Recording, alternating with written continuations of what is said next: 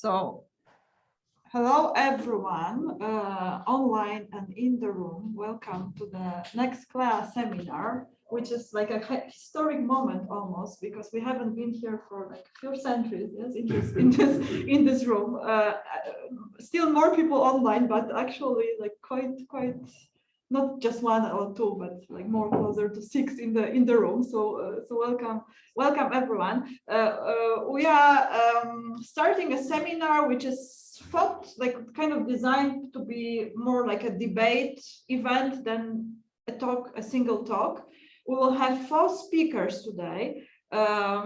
Debating something which we say we are busy with, and let's see if we agree, if the thing that we say we are busy with we like understand in any like way that you know, like matches other people understanding. So the topic is transdisciplinarity, not kind of like an ideal object in a sense that we have an idea and we have a definition of an idea, but the question that we are addressing is more how we are doing what we say we are doing. You know? So like a group of people in a room, a group of people on Zoom, a person sitting on a computer, a person doing some sort of research, when they say they are busy with transdisciplinary research. Okay, so like how this activity is conducted. That was the question. Let's see what our speakers for today will bring to the table. And after the few talks, we'll have 4 talks of about 20 minutes. We'll, you know, like put those perspectives together. We'll discuss. 2 people will be speaking from the online environment. Marcin from Japan. Marcin, you are based at University of Tohoku, if I'm pronouncing. Tohoku University, yeah. Yeah, in Japan. Marcin Schroeder and Michael Woodley of Many, who is speaking to us, I believe, from the UK. Yes, Michael, or some I don't know. Okay, he's muted. Michael, can you hear us? If he can, we cannot hear him, but we will hear him soon. So 2 online speakers and 2 speakers from the room. One is present and one is stuck in a train. So we'll arrive. Karin Werast was supposed to be the first one. She will be the last one. Francis just the other way around. So Francis Hailihan will start.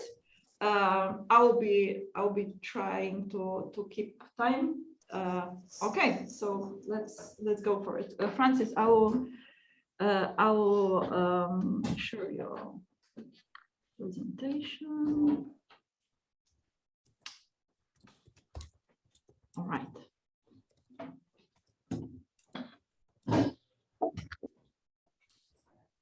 Okay, so for those who don't know me, maybe online, the director of CLEA, and CLEA stands for the Centre-Léa Apostel, and we have kind of defined the Centre-Léa Apostel as a center for transdisciplinary research. Part of the debate is what do we mean by that, and is that really the right way to describe what we are doing? So mostly I'm speaking about research because CLEA is a research center, but CLEA recently has also been going more into education, and it's one of the things we want to discuss now is, can we develop something like courses on transdisciplinarity? So what is transdisciplinarity? Well, first I want to distinguish it from interdisciplinarity or multidisciplinarity. Interdisciplinarity, in my understanding, is when you work somewhere in between 2 or more disciplines, like, let's say, biogeography or molecular biology. You combine biology with molecules or biology with geography. The problem is usually after a while, these kind of interdisciplines become themselves disciplines. So that is not really what we mean. Then there is multidisciplinarity, where we have lots of disciplines contributing to some big problem that demands lots of expertise. Yeah, that's part of it, but it's not more than just having the disciplines together working on something, it's what we call transcending the boundaries between the disciplines. At least that's how I understand these terms of transdisciplinary. That means that you have boundaries and you go beyond the boundaries, you go above the boundaries. So you look at it from above rather than putting yourself in particular domain. So roughly speaking, that is research that is not bounded, that is not encapsulated within a domain. And these domains nowadays are often called silos to kind of emphasize the fact that they have pretty strict walls and that you can't easily move from the one to the other. And by transcending the boundaries, I mean basically not a priori recognizing boundaries. So there is no a priori restriction on what topics you look at, what objects you consider, which phenomena you investigate. And another connotation of transdisciplinary for me is that you try to integrate, to unify the different disciplines, and that was the original aim of Apostle when he defined the mission of the Centrale Apostle, that is integration as a counterweight to the fragmentation into ever more specialized disciplines. Now, there is one important distinction that we must make when we speak about transdisciplinarity, which here I have called practical or applied research versus basic or fundamental research. More recently, there is a new understanding of the word transdisciplinarity, one that I actually only discovered relatively recently by talking with the vice sector of research of the VUB and saying that we are doing transdisciplinary research. And there the reaction was, yeah, you mean research that involves stakeholders from outside academia. So that is now a kind of an additional meaning that this transdisciplinarity has gotten, like interdisciplinarity is you stay within a number of academic disciplines. Transdisciplinarity would then mean you involve people who do not belong to an academic discipline, who are people who in practice are confronted with the problem. And if you want to solve the problem, you need to involve the people that have the problem. So transdisciplinarity in that sense, in the sense of not just involving academic experts, but involving non-academic stakeholders. On the other hand, the older interpretation of transdisciplinarity, which I was sketching before, is this idea of that you want to go towards a unification of the sciences. And that is actually an old movement. There are, roughly speaking, two big attempts at doing that. One was in the beginning of the 20th century with logical empiricism, which was a very analytic approach of trying to formulate a language that would apply to all of sciences. And then later, around the middle of the 20th century, the general systems theory. So what I'm going to argue now is that these two interpretations, let's call it the fundamental one and the applied one, that they are actually quite compatible because they ask the same kind of questions. They have the same kind of problems that need to be solved. So here is an example of this newer approach of transdisciplinary research. These are two recent books, I think 2011, 2012, that are specifically looking at these practical cases. Now, the first one, the Handbook of Transdisciplinary Research, I have quickly gone through it. To me, it seems just like a collection of practical cases, all kinds of cases where there is some complex problem. The second one is more interesting in the sense that they also have practical cases, but they have chapters on general methods. Unfortunately, these methods, as far as I have read them, they kind of state more or less the obvious. So the obvious is you bring together different people, you discuss, you look at it from different perspectives. I'll try to go in this talk a little bit beyond the obvious and try to start mentioning some of the elements of what a transdisciplinary methodology could be. So to define the transdisciplinary methodology, you first need to contrast it with the methodology of a traditional discipline. A traditional discipline, one way to say what it does is it's something that defines its problems. So a traditional discipline starts by demarcating its domain of application. For example, biologists look at living systems, psychologists look at the human mind, chemists look at molecules and reactions between them. Then they also more specifically demarcate or define the questions, the kind of questions that they are investigating. For example, biologists might look at which genes are responsible for particular biological characteristics, and chemists might look at how you can speed up a particular reaction between certain types of molecules, and psychologists might look at what a particular emotion has as an effect on how people behave. Moreover, these disciplines provide a number of methods and models to tackle these problems. So they have methodologies, for example, psychological experiments, particular ways of observation, particular types of models that we know from experience work to answer these kind of questions. And if you go even deeper, you might say that at the most fundamental level, what all these disciplines do is they have what is called an ontology. An ontology is a kind of a assumption about what are the basic elements of reality. What are the elements that you can distinguish? Like in biology, this might be organisms, they might be genes, they might be ecosystems. In chemistry, there will be reactions or molecules. They have an ontology.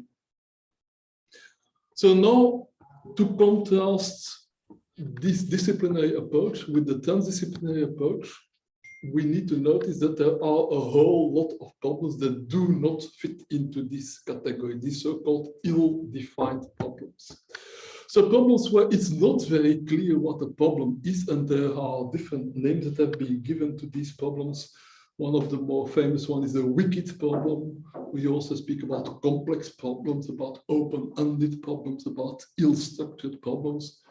In other words, these are problems where it's not very clear what distinctions you make. You are not quite sure where the problem begins, where it ends, what its elements are, what kind of models can be applied, what kind of methods could be applied.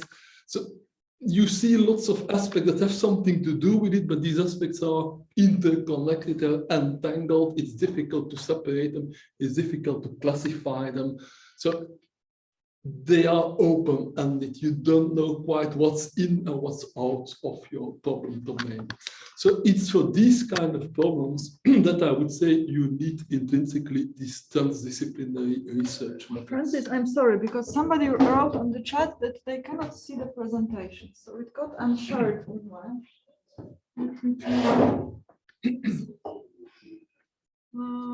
Sorry about that.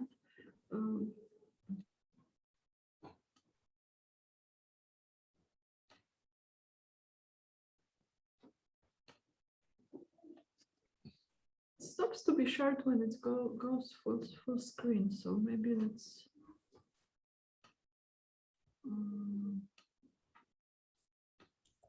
let's keep it like that, okay? Because it unshares it when you go.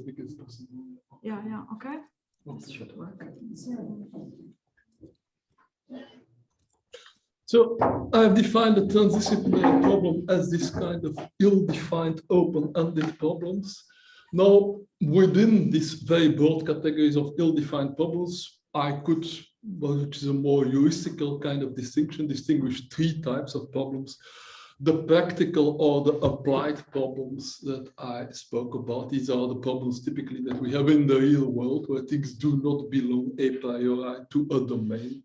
And an example I thought of is, what is the impact of the COVID pandemic on society? Once you start looking at that impact, you see that it's much more than health related, it's much more than society related. It changes culture, it changes politics, it has an effect on social media, it leads to conspiracy theories. These conspiracy theories get propagated via particular algorithms used in social media. Because of the conspiracy theories, people may or may not get vaccinated, which then influences the dynamics of the disease, which then influences the other measures that need to be taken. This is typically an example of this kind of wicked open-ended problems, where you can't quite say what's in there and what's out there. The second type of problem I have called exploratory or out-of-the-box problems. by this, I mean problems that are more traditional scientific problems, but where it doesn't fit into a box because it intrinsically transgresses the boundaries between disciplines, because it typically combines one concept from one discipline with a concept from another discipline that at first sight has nothing whatsoever to do with it. And one typical example of CLEA research is quantum models of cognition. Quantum mechanics is a formalism in physics describing particles. Cognition is what happens inside your brain. There are initially some analogies, but these analogies are very vague. Getting them in more of a model is typically a transdisciplinary problem. And then finally, what I would call the philosophical or the foundational problems, which are also the problems where CLEA is particularly interested in. These are more the ones of unification across the different disciplines, like going towards more of a coherent worldview. And one example, for example, that we have very recently started looking at is the definition and origin of life, which is not a biological problem because you're starting to speak about something before there was life. So you need to evolve at least physics and chemistry and lots of other things. Or another one might be, how is science being done? What is the epistemology of getting knowledge about the real world? These are these kind of foundational problems. Now I need to change in the different tool. So let's say that I have this ill-defined transdisciplinary problem. How do I start dealing with it? Well, I think there are some general questions that anybody who starts any research that is not well-defined should ask. So the first question is, what question or what problem am I trying to tackle? To give you one example, I had a student who wanted to make a master's thesis about AI and health. Now, what is AI and health? What is the problem there? First, what do you mean by AI? What do you mean, in this case, by health? He seems to imply that there are certain methods that use AI algorithms maybe to diagnose people or maybe to cure them. It's not a well-defined problem. So the first question is, what really is the question I'm going to look at? AI and health is not a problem, but maybe the abuse of AI algorithms in order to get data for people in health domains could be one problem, or there could be others. Second question is, well, if you start with one of these open-ended problems, well, obviously there is not a standard way of looking at it. There are different perspectives. So what are the different perspectives on the issue? Go a little bit deeper. What are the different factors? Which are the different elements? Like AI, do I mean robots? Do I mean recommendation systems? Do I mean data mining systems? Health, do I mean people in hospitals? Do I mean people who follow diets and are following some kind of a regime to get healthier outside of hospital? What are the elements, the factors, the components of the problem? Once I have the elements, I of course need to look at what makes it into an interesting problem. How are these elements connected? What's the influence of the one of the other? And in particular, if I'm interested in what may happen, if one of the elements changes, what will it have as an effect on other elements? And also interesting, it's not enough to have lots of elements interacting. I would like ideally to see some pattern emerge, something there that is more than the sum of its parts, some new insight. So these are some of the general questions that any transdisciplinary research should do. So let's go into a little bit more detail on how we could do that. So a possibility of a strategy is first you roughly delimit the domain of inquiry. You include, you say, for example, which AI terminology, the technologies you include, or which aspects of health you include and which you don't. Then you locate sources of information, which could be disciplinary experts, which could be stakeholders, or which could be just sources that you find on the internet. You go through all that, you talk with the people, maybe you bring them together, or maybe you just read their text. You collect a variety of ideas and perspectives relevant to your problem domain. Of course, you should be aware that whatever perspective you have will be limited and will be biased because it looks at it from one particular point of view. And often lots of these perspectives will have certain hidden assumptions, things that are so obvious that people don't state them. By making them explicit, you may become more aware of what the limitations are of this particular perspective. Once you have collected different perspectives, you can start to see, are there agreements or disagreements? Like I have read a number of papers about AI and health. Maybe some look at it more as something positive that can help, while others warn about particular dangers. As long as there are agreements, you have a good basis to start with, but of course you should still remain critical. When there are disagreements, that's where it becomes more creative. Like, can you find a way to resolve these disagreements? But be aware that there will always be different perspectives and it's not necessarily possible to integrate them. So the next step, once we go into a more detailed research, is to build a model. Now, I need to be very careful in defining what I mean by a model because lots of people mean different things with it. So a model is an idealized, that means simplified representation of some problem domain. Now, by a model, anything can be a model. It does not need to be a mathematical model, does not need to be a simulation, does not need to be a formal model. As a very simple example of a model I give, a doll. A doll can be used as a model of a baby. If you want to teach, for example, people in a nursery school how to handle a baby, you're not going to let them handle real babies, you're going to let them handle a doll, which ideally has the right anatomical proportions and the right weight, so that you know that you can carry the baby like this, but you can't carry the baby like that. The model of the baby, that the doll, is of course a very simplified model that excludes almost everything interesting about the baby, but it includes some things that are relevant for your problem. Namely, if your problem is how to carry a baby, then the doll may be a relatively good model.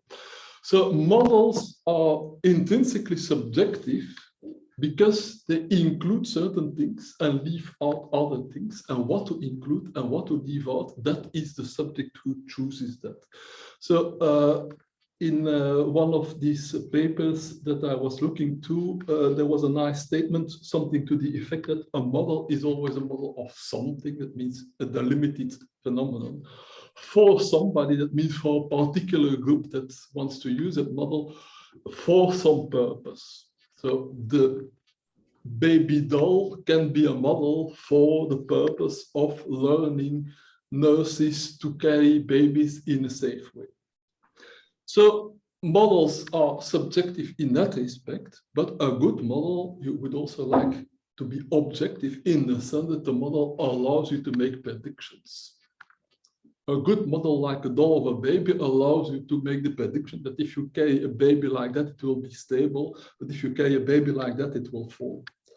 So good models make predictions which turn out to be correct in practice. So how could we go about transdisciplinary approach of model building? Well, to start with, we need to clarify the elements, or what I call the distinctions. We started by the assumption that the problem domain is not well defined, so you need to define at least some elements. You can look, for example, what are the objects in my problem domain? What are the agents? Which are the properties of these objects or these agents? Can I group these objects or agents in different categories? And important, what are the variables? What are the things that can change, that sometimes are there, sometimes are not there? Once I have that, I can start looking at the relationships between these elements. For example, when I look at categories, I can see that one thing belongs to a certain category, which itself belongs to another category. I can look at part-whole relationships. babies have parts like this and these organs. And I can finally look at causal influences. If this changes in this way, then it will make another thing change in another way. And there typically we will look at positive effects. When one thing goes up, then the other one goes up as well, or negative effect, one thing goes up, it suppresses something else. Once you have a model, you need to explore it. That means you have, let's assume, made some network of different dependencies between the different elements. You can look for patterns. As I said, when you want to understand something that's emergent, that is more than the sum of the parts, for which there exists a number of methodologies and ideas, looking for cycles, for feedbacks, for systems, for hierarchies, for clusters, etc. You have a model. Ideally, as I said, the model will produce predictions. Try to derive some non-trivial prediction, and then, of course, check whether the prediction is correct, not necessarily by doing an experiment, but maybe you have developed some data, and then you can find in the literature whether the prediction that your model would make is correct. And, of course, critically evaluate your model. No model is perfect. Every model leaves out things, every model is subjective, but you want it to be more comprehensive and less unreliable. So you critically examine it, correct it, make additions, clarifications. And then typically this is a recursive process, an iterative process. Once you have improved your model, you again start the whole thing. You again start looking maybe for variables, maybe for connections, maybe for predictions, etc.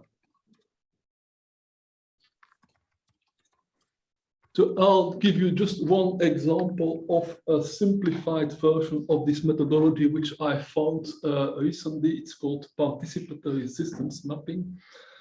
It's a modeling methodology where you bring a group of people together. It works pretty quickly, kind of a group like the group we have here now. You bring them together for 2 or 3 hours, and then you start doing more or less the things that I said before. So the group should be the different stakeholders, at least the different experts. That means people with diverse backgrounds. You start listing what are the elements, what are the variables. You start making a map of how the one reacts to the other, and then you can start analyzing that map. So here is a little example that I took from the paper. It's not so important what's there. The core factor was here, it's called BBE energy. That means bio-based energy. The idea is how can we produce more biologically based energy? And then you can see that there are different ways, different things that have positive or negative influences on that energy. This is typically an example that some of you will recognize as systems dynamics. I'm not saying that this is the methodology for transdisciplinary research. It's just one example of a number of methodologies that exist like that. Then transdisciplinary education, well, that's the idea of teaching people how to do these kind of things. And here I found a nice quote from a recent review of paper on transdisciplinarity, which says, what sets transdisciplinarity apart from other approaches and what assures its role in 21st century education is its acceptance of and its focus on, and this is important, the inherent complexity of reality that is seen when one examines the problem of a phenomenon from multiple angles and dimensions, because this is indeed, reality is complex, reality is a network of entangled things. That is the first thing you need to accept. And ideally, what you hope to achieve is with a view towards discovering hidden connections between the different disciplines, where the different disciplines are the partial views on your complex phenomenon. Then this transdisciplinary education at CLEA, well, we are moving towards that. I don't think we are fully there yet, but we have already this long tradition of CLEA seminars, of which this is one where typically we have these small groups of people with very diverse backgrounds which get together about a particular topic presented by a speaker. But then after the speaker has presented this particular perspective, there's typically a very long and pretty intense discussion for at least an hour or more. That's one of the methods we have been using informally. We have in principle an interdisciplinary PhD program, although the bottleneck is to find somebody who wants to supervise it, but we have had several PhDs, like for example, the one Peter who's sitting here, who have been guided in that way by having these seminars, by participating in these seminars, by getting feedback from people from lots of different perspectives. We have since recently a school of thinking, which I'm not going to go into details about because it's much too much to speak about it. I myself give some courses on what I might call integrated worldviews, a bit an overview of sciences of evolution, systems theory, complexity, cognitive science. And then we are hoping, and that is part of why we started with this seminar, that in the future we might offer some general courses to the VUB on transdisciplinary research methods. So some of the things that might go into these courses would be foundations of scientific modeling. That means what is it really what you do when you are scientists, you do research, you make a model, what are you doing, what are the fundamental assumptions? A number of practical methods and guidelines, like for example, this participatory systems mapping methodology that I just sketched. It would be good to have a number of cases, of examples of transdisciplinary research where these methods have been applied. And ideally, you would invite the students in such a course to also bring some of their own research and to analyze it in this way. So I'm getting to the end of my talk. I just wanted to mention some other research that CLEA has been doing in this very broad transdisciplinary phenomenon. I spoke about first the practical research, the real world problems. Then I spoke about what I call the out of the box research. And this is something maybe that's what CLEA has been doing most. We have had some really very out of the box research. Just some examples here. I already spoke about quantum cognition. Another one is the idea that you can analyze the activities on the internet as if the internet would be a brain. An example of a PhD student of mine, Carlos Gershon's son, who got the bright idea of designing self-organizing traffic lights. That means that the traffic lights are not steered by a program, but that they are steered actually by the cars that are going from the one to the other. An idea of Shimabeji, mindfulness engineering, which is typically one of these combinations of two things which at first sight have nothing to do whatsoever. Like engineers are these hard people and mindfulness, these are these softy yoga kind of. Yet you could in principle engineer to make it more. Are there to support, the whole faculty, kind of gives that little, takes it outside of the day in terms of the regulations, the programs, the students, that day-to-day kind of troubleshooting kind of stuff. So I think that, that's my. It wasn't. A topic that Clément Vidal is working on. Also, at first sight, a pretty crazy idea, stallivores, which is the idea that there are stars that are eating other stars, for which there is some evidence that there are stars that indeed absorb material from other stars, but to interpret those as living systems. Open-ended intelligence, which is the idea that intelligence does not need to be limited to human brains or to computers, but that there is intelligence kind of in the whole world, in the self-organizing of the whole world. Social systems programming, that's a paradigm where we were looking at social systems as kind of parasites of people who impose norms on the people more to maintain themselves rather than for the good of the people. Entanglement of images, that's this idea of quantum entanglement, but now applied to photos. Paradoxes in organizations, that's what Peter made his PhD on. Nutri-gerontology, which is the idea that you can study aging or improve aging by looking at nutrition. Ecosystems as reaction networks, which is that you apply modeling methods used from chemistry and computer science to model ecosystems. Mathematics of anarchism, that's EVO, that's anarchism, because I see the last thing to which you want to apply mathematics, but you can. Cybernetic theater, having people perform while following certain algorithms, and negative poetry, writing poetry by some algorithm where you negate everything that has been said in a poem. Just some examples of out-of-the-box research.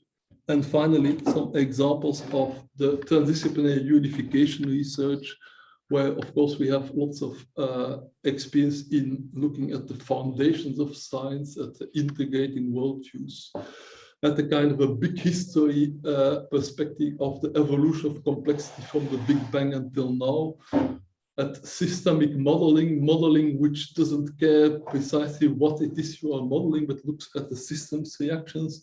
And most recently, the Templeton project, which is a project on a science of purpose, a new kind of science where goal-directedness is no longer outside of science, but can be looked at part of science.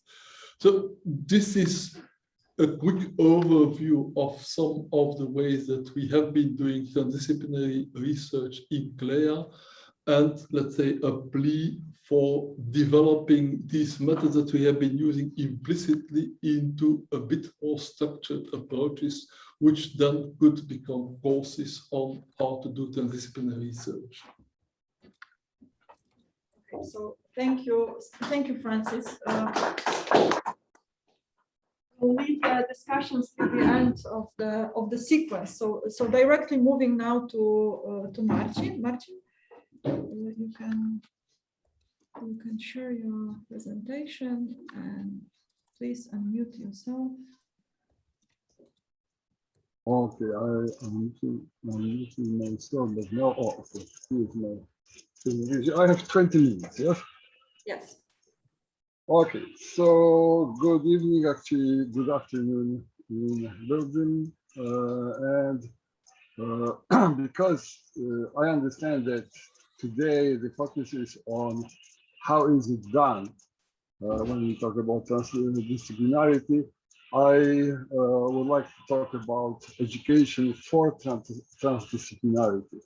And my contribution is intended as a critical reflection on my experience in the curriculum development and implementation guided by the idea of transdisciplinarity. I have to, from the start, I have to say, big part of what I'll be talking about was suspended, was never implemented. So I cannot talk about great success, but more about experience in what kind of difficulties this kind of initiative can face. So first I will start from how I understand this concept of multidisciplinarity, interdisciplinarity, and transdisciplinarity. I published some papers on this subject, so I do not talk about here about this for discussion. It is just that I can be understanding what I mean. So when we talk about multidisciplinary inquiry, it is inquiry when there is acknowledgement of the value for different perspectives. Different perspectives from different disciplines. So this is just opening to other disciplines, but comparison of or contributions from different disciplines is only at the level of outcomes. Going one step higher, we have interdisciplinary inquiry, where we have basically the same what was below, but we have that in design and implementation of inquiry, we have input from different disciplines, not only at presenting the outcomes, but there is some interaction of contributions at the level of inquiry or research. So here we have what is important, that still we don't have any changes of methodology. Yeah, we have that contributing disciplines maintain their independent autonomous methodologies. And the division here is at epistemic level. And when I talk about transdisciplinary inquiry, it is step up where we have uniform conceptual framework and methodology. Of course, this is some kind of ideal situation. I don't claim that we have very clear description of how to do this. I try to present it in my publications, how possibly it can be done, but doesn't mean that there is clearly transdisciplinary research already done. Yeah, this is more like goal. And within transdisciplinary inquiry, even if the goal is some kind of uniform, overarching methodology, still we can expect possible ramifications, but these ramifications are reflecting ontological distinctions, not epistemological distinctions, which were in the level of interdisciplinary inquiry. But this, when I'm talking about ontological distinctions, I mean different levels of complexity. So this is basically how I understand these terms: multidisciplinary, interdisciplinary, and transdisciplinary. And of course, for me, the goal when we talk about education is to provide education which prepares for transdisciplinary inquiry. And to some extent, there is a very long tradition of epistemic unity in education, which can be associated with liberal arts curriculum. It goes 1500 years back to times of Boethius, Marcellus. I will not talk about this, but there was this concept that education should provide tools, universal tools for any form of inquiry. However, we have very, very long tradition of liberal arts curricula. It was changing. The key point for me was Red Book of Harvard from 1944 or 45, I don't remember, where there were some ideas which were like very important, but which were never implemented. These ideas of Red Book of Harvard, basically we can find already some recognition of the importance of transdisciplinarity. And what is the problem? Even if in Red Book of Harvard there were some ideas to give students education in which they can see how we can put together methodologies. In this case was mainly methodologies which will be uniting science and technology on one side, and on the other side, methodologies of humanities and social sciences. The big problem was that all the time these attempts were interpreted as need for distribution of subjects of study, which in American universities is called general education distribution. And basically every university has some kind of general education program. Every American university, the same will be, for instance, in Japan. But the main problem was that very often there were discussions of this distribution, what kind of distribution we should give. But there was nothing about integration of knowledge. So this was naive expectation that if we tell students, you have to study art, you have to study literature, you have to study physics, you have to study mathematics, that if they take courses, which are typically watered down courses, that students will be able to put together all this into something, some coherent whole. And so for many, many years, my educational activities, I was originally I was Dean of Academic Affairs at Minnesota State University, Akita. Then I was Dean of Academic Affairs at Akita International University. And I assisted founding president of the university, Dr. Minao Nakajima, with development of this kind of curriculum, which would, I can say, at this stage, it was very far from transdisciplinarity. It was maybe beginning of interdisciplinarity.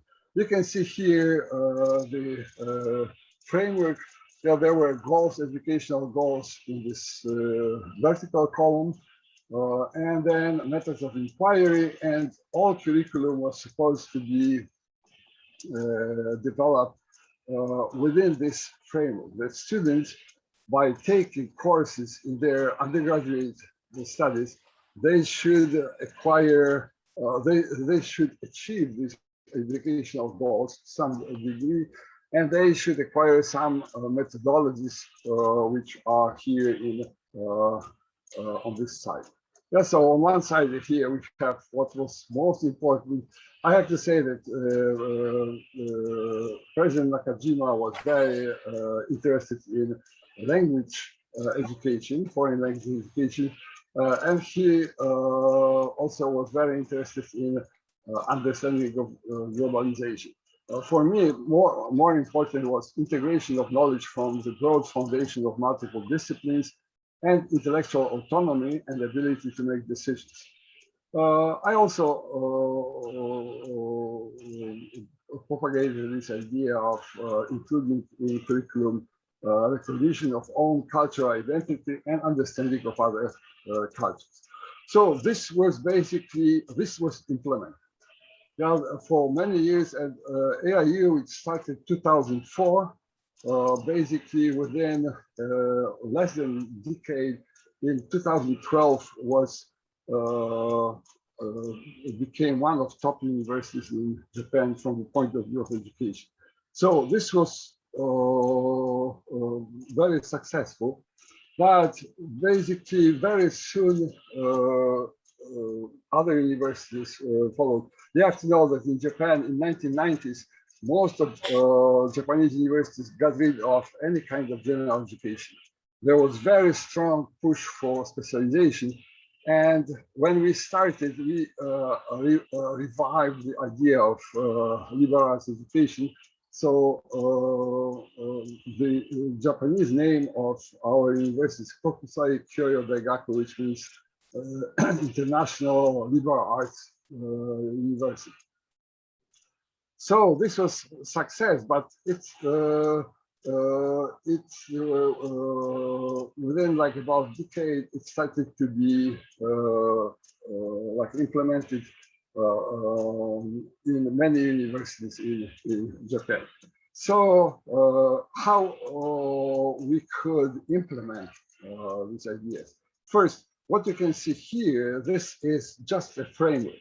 For each of goals, there was quite detailed 1 or 2 page description of what is the meaning of this goals. So it was much more specific than just 1 sentence description. And it was important to have frequent discussions at faculty development sessions. There was, we started big work on assessment methods, and this was a very challenging part. The issue was how we can assess when we can claim that a given goal has been achieved in some course. What I managed to push for this, and it was almost completely implemented, was a requirement that all course syllabi have to include a statement about the realization of goals and identification of the methods of inquiry acquired in the course. So I was saying, okay, you cannot write, for instance, that my students are studying, for instance, history of Europe. The goal is not to study. You have to write what actually they learned. It means what kind of methods they learned in your course and how you can claim that they could understand history of Europe. So this is how this was done. As I said, for me, most important was second goal, and you can see that here is this integration is something about interdisciplinarity or transdisciplinarity, but this part was most difficult to actually to achieve. There is some kind of tendency everywhere to build walls, and it is not easy to change this tendency. Nobody wants others watching over your shoulder what you are doing. And of course, the idea was not to watch what they do. I always try to encourage faculty to work together. And it doesn't mean that they will be watching you what you are doing, but that you can discuss how you can achieve some goals together in courses which are different. My experience was showing that typically students have even more or even stronger tendency to put everything in separate boxes. And sometimes I was teaching two courses, and when I was asking students who I knew that they were taking my other course, they were not thinking about using what they are learning in the other course for the second course. So here it is, I was not very satisfied with achievement of the second goal. It still was more at the level of distribution than integration. I tried to propagate, but this was not very successful, to create selection of the key concepts to build the common conceptual framework for curriculum over this concept. The big problem is that typically people bring very often concepts which are like buzzwords, which do not have real meaning for them. So for instance, you can see that here we have understanding globalization. I don't say that globalization doesn't exist, but even if you ask teachers, instructors who are teaching about globalization, what globalization is, very often it turns out that teachers do not know. For instance, globalization has very clear meaning in the domain of economical studies, but there is no globalization. There is, for instance, one of the characteristics of globalization is movement of labor force. There's no movement of labor force. There's movement of capital, but not movement of labor force. So there were problems that still there was when I tried to ask faculty to work on finding this concept which could be used to integrate curriculum, it was not very easy. I tried to propagate information. I'm involved for years in the study of information, and the big problem is even when you talk to people who are working on information, they are pulling study of information towards themselves. It's very difficult to find common language even within this group of people who all are working in information science or information studies. So this is the part which was not completely achieved. And founding president of AIU passed away in 2013. I stepped down as dean of academic affairs, but I had second chance.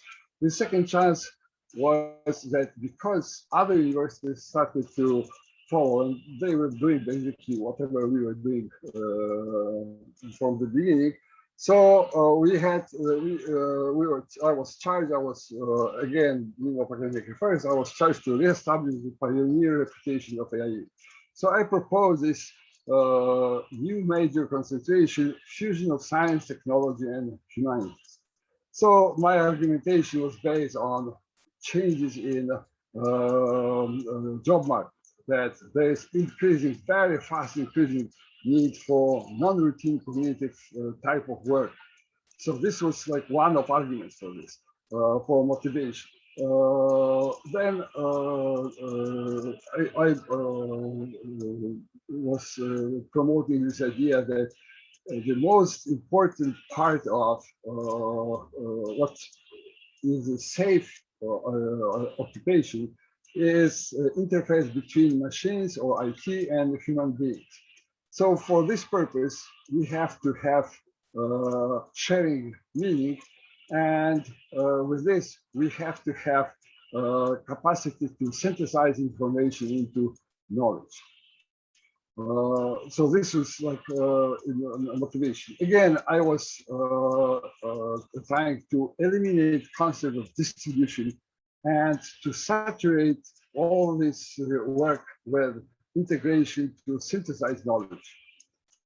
So one of these elements was I could find precedents, but precedents in very specific type. Everybody knows about STEM initiatives. Yes, this is propagation of the study of science, technology, engineering, and mathematics. And some design schools introduce programs in STEAM. STEAM was addition of A, which was arts, but this was mainly for graduate schools. All this started from STEAM program at the University of Connecticut, later Royal College of Art in London, #1 graduate program in design in the world, initiated own STEAM program. They hired Johnny Ive, Chief Design Officer in Apple, as Chancellor for RCA to develop this program. So we could see that there is some kind of recognition, it helped to promote this idea.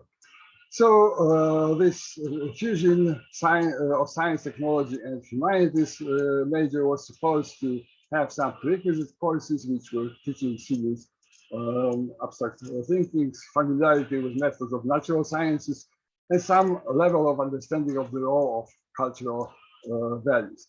And then core courses were supposed to consist, here we have the list.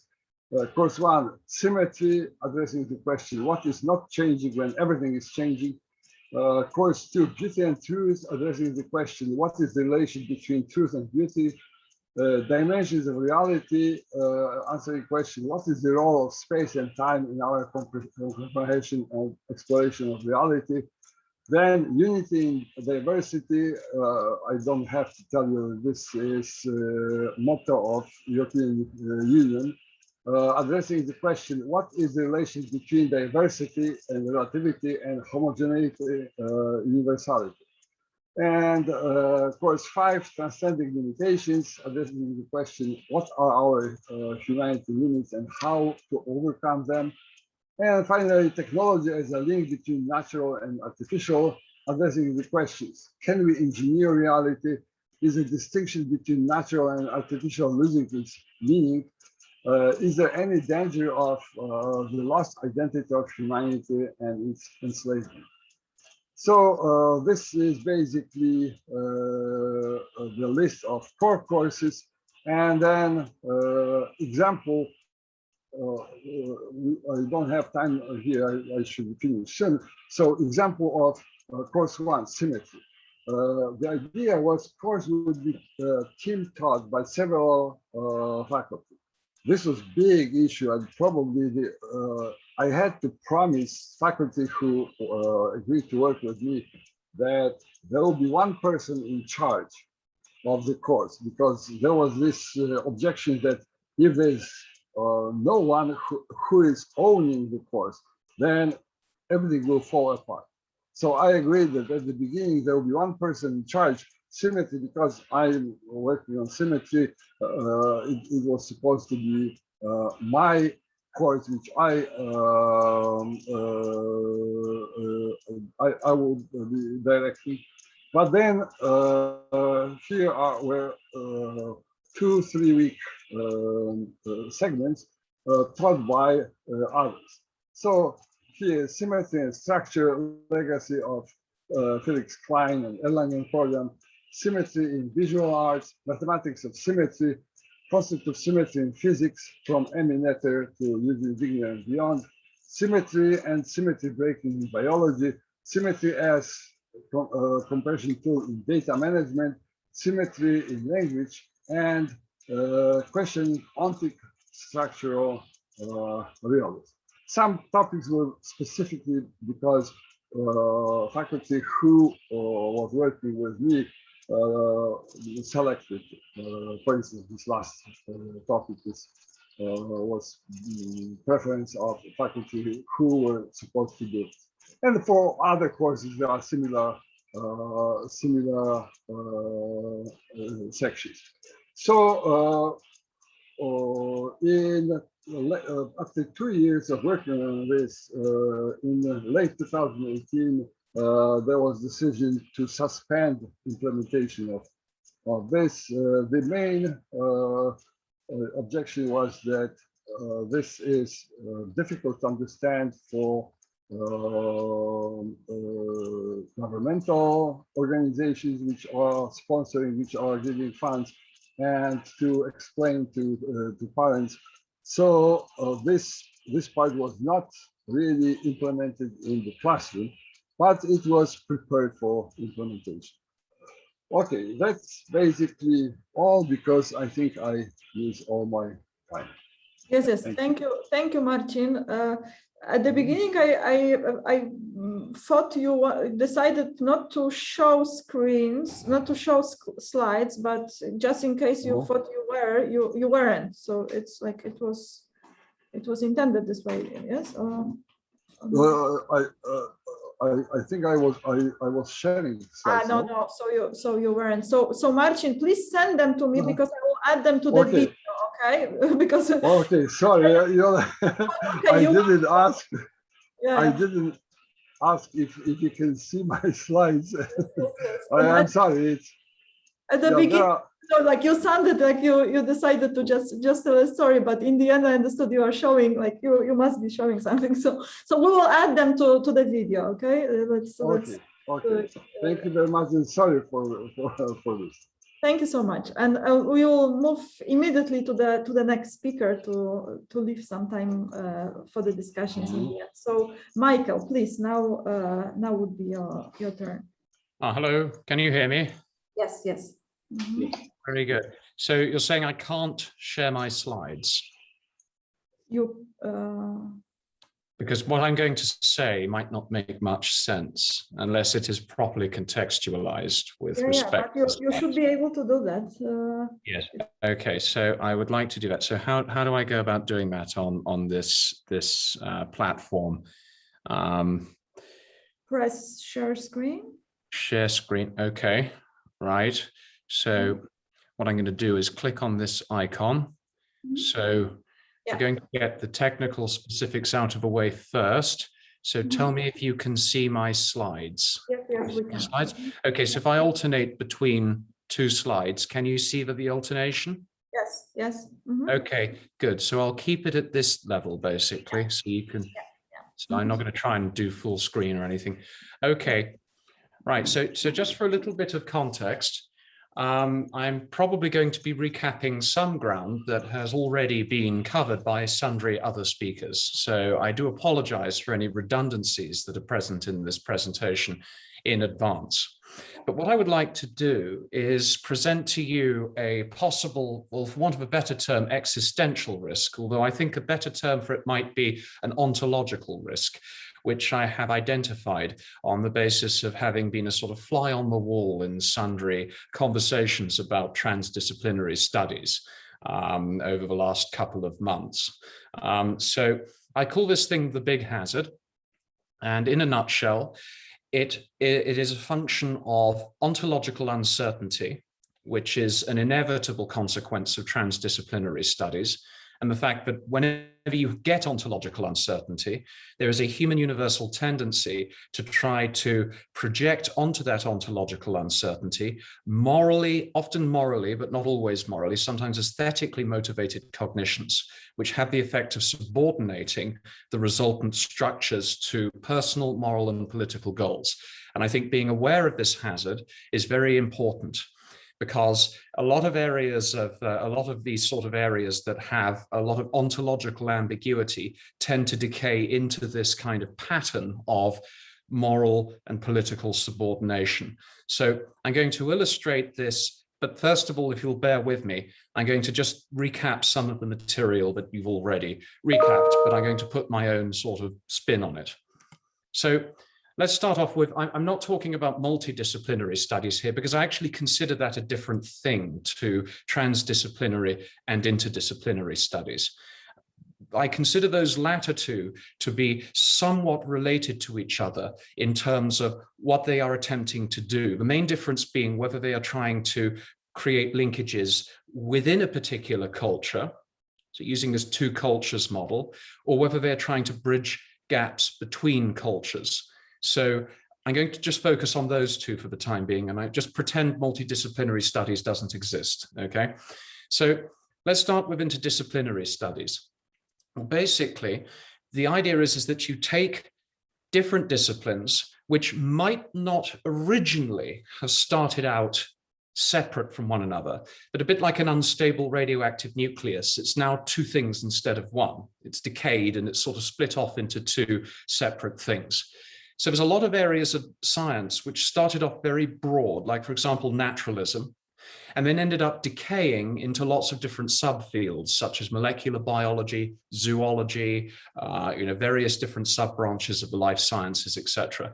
Originally, they were all studied under the same rubric. They're all subsumed under the same rubric. And now they've sort of flown off like daughter products from nuclear decay, essentially, and become their own thing.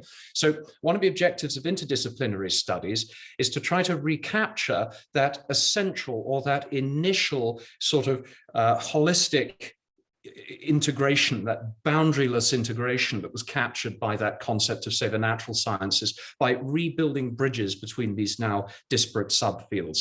So this often takes the form in practice of a sort of a, if you like, a specific frame, referential frame within one subfield being used as the basis for reevaluating or reinterpreting findings in other subfields. So a good example of this is Edward Wilson's concept of consilience. So the idea of consilience was to make consilient the findings of the social sciences with respect to the paradigm of sociobiology. So this is the idea that sociological phenomena are best understood using an evolutionary framework, because humans are, after all, organisms. They evolve, they have adaptive histories, and this conditions the way in which they construct their social reality. So to better understand that process, you need to add that fourth dimension, essentially, that adaptive dimension to sociology, in order to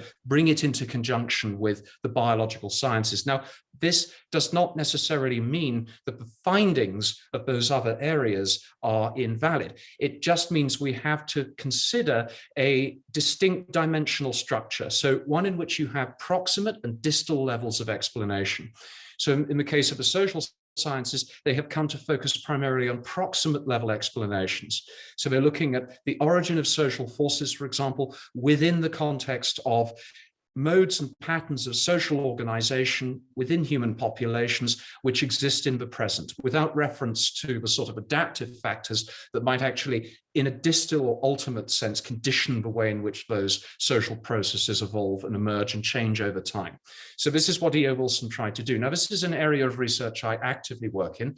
What you're seeing there depicted on the right is a book that I recently, it came out about 3 years ago, but I published with Palgrave Macmillan, in which we went through various of the seminal findings within the fields of history, sociology, economics, etc. And we attempted to show how this model of evolution, which isn't just a human evolutionary mode, it's a form of evolution which applies to all organisms called life history theory. We wanted to show how many of these thinkers in the social sciences, in history, etc. So these are people like Garb and de Maistre and the Baron de Montesquieu and people like that, and Ray Cattell in psychological science, how in many respects their critical insights into these areas anticipated developments within fields like evolutionary psychology. So many of them were thinking along these lines, but they lacked a Darwinian framework within which to make sense of their findings. So they developed a kind of proximate level, what you could call sociological just so stories to explain things which are more, to use Lakatos's term, are more progressively integrated into science through the use of an evolutionary lens, i.e. you can ask more varied and a larger number of interesting questions about the nature of these phenomena when you look at them through this sort of evolutionary dimension. So this is a good example of interdisciplinarity in action, because here we're taking one field and we're essentially sort of absorbing or merging other fields into its sort of framework. And we're using that to try and better understand the insights from these other fields. So as you can imagine, this is not popular. This approach has proven to be very, very resistant. A lot of people in social sciences are very resistant to evolutionary thinking. They see this as a sort of threat to their own ways of doing things within the field. So this is not something that's easy to do, even though ultimately we're not really asking for anything out of the ordinary in terms of sort of ontology. We're trying to make their ontologies compatible with our ontologies.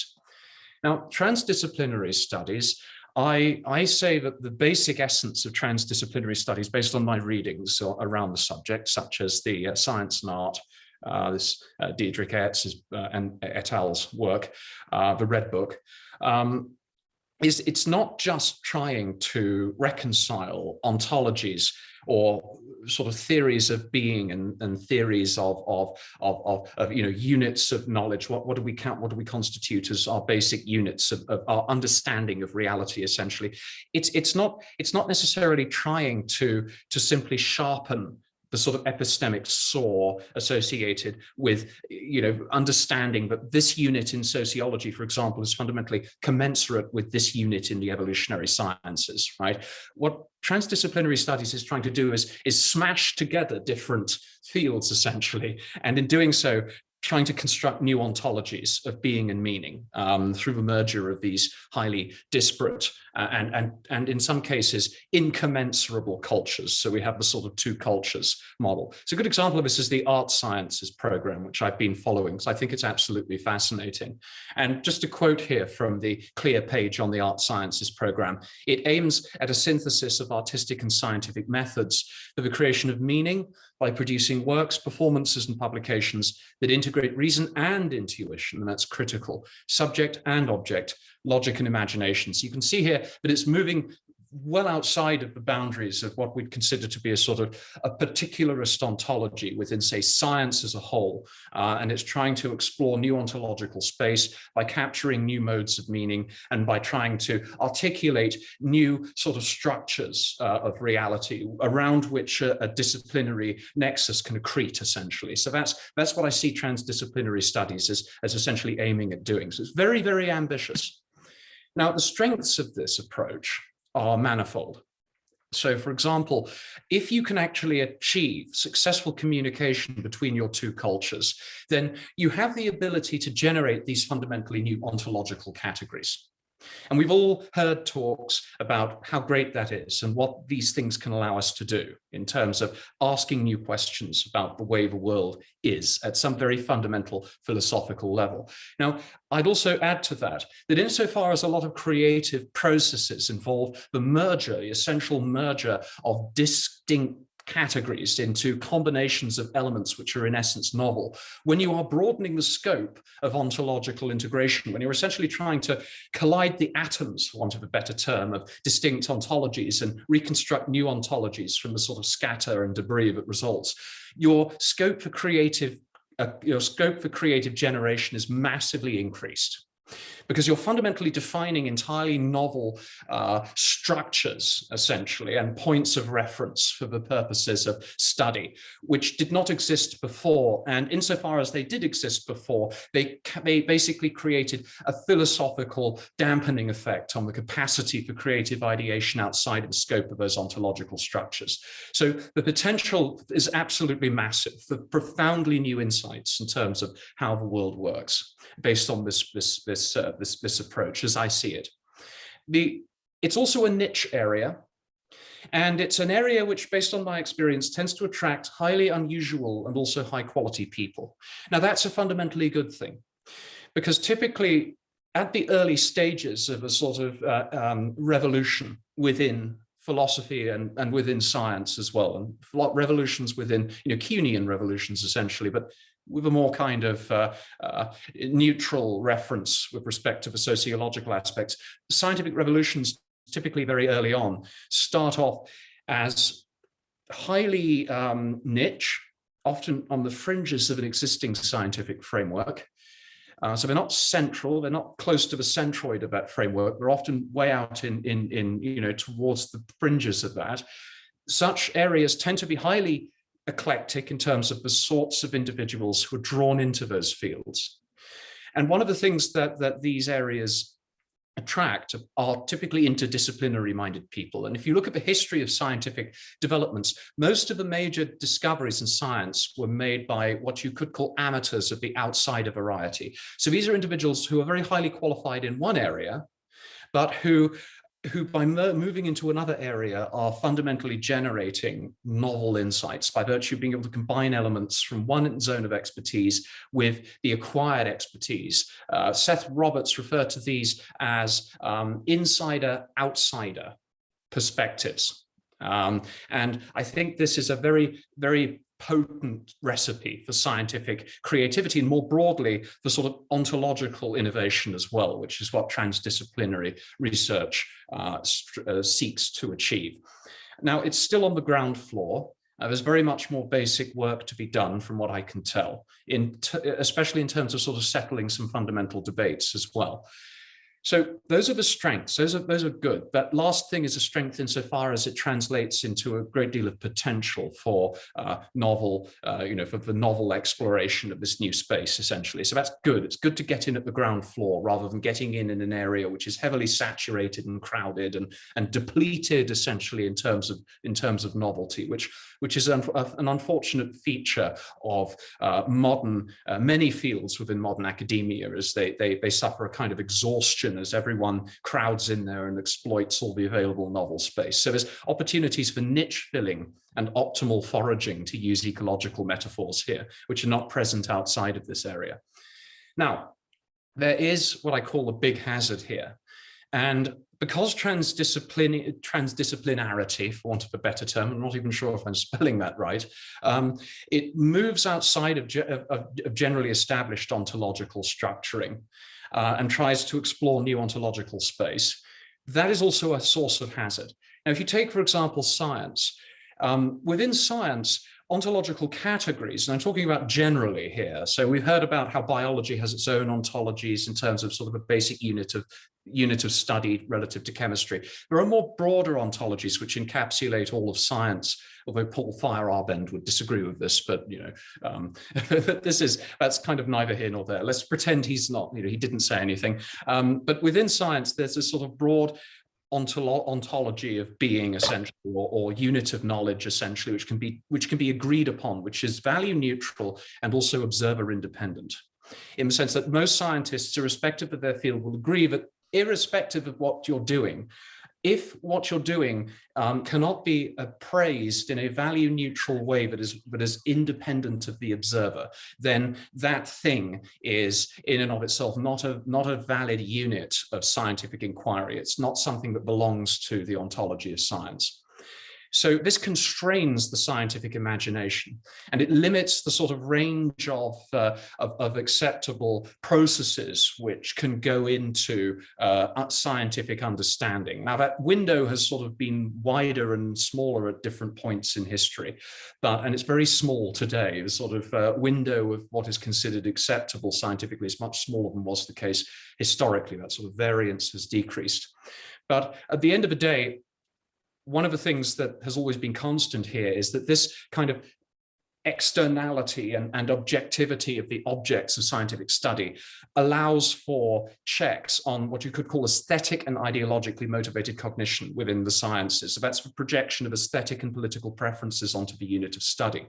Now, that's idealized. Science in practice is not like that, as we know. There's lots and lots of examples of how this fails. So the reality is that that's the ideal. That's not necessarily, it's an ideal that everyone should aspire to as a scientist. It's not necessarily a reflection of the underlying reality. So science in practice, by which I mean science in practice. So what do we have within transdisciplinary studies? How do we constrain the transdisciplinary imagination in terms of preventing the field from being made subordinate to personal, moral, and political goals? If you look at the act of integrating reason and intuition, subject and order, logic and imagination, it's one thing to say that, but we know that people have massively divergent moral and aesthetic preferences and intuitions. So what is there to constrain what is there to stop the hegemonization of this field by individuals wishing to subordinate this field to moral and political and aesthetic goals? And that's the big hazard, as I see it. Transdisciplinarity risks degenerating into a process of endemic negation, involving interminable quarrels among individuals with irreducibly pluralistic values. Because unlike in science, you don't actually have a value neutral mode of or referent through which you can actually appraise the objects of your study. That's the problem. It's a fundamental problem. Now, if we look at the field of sociology, sociology is another field that has a problem with value neutral inquiry.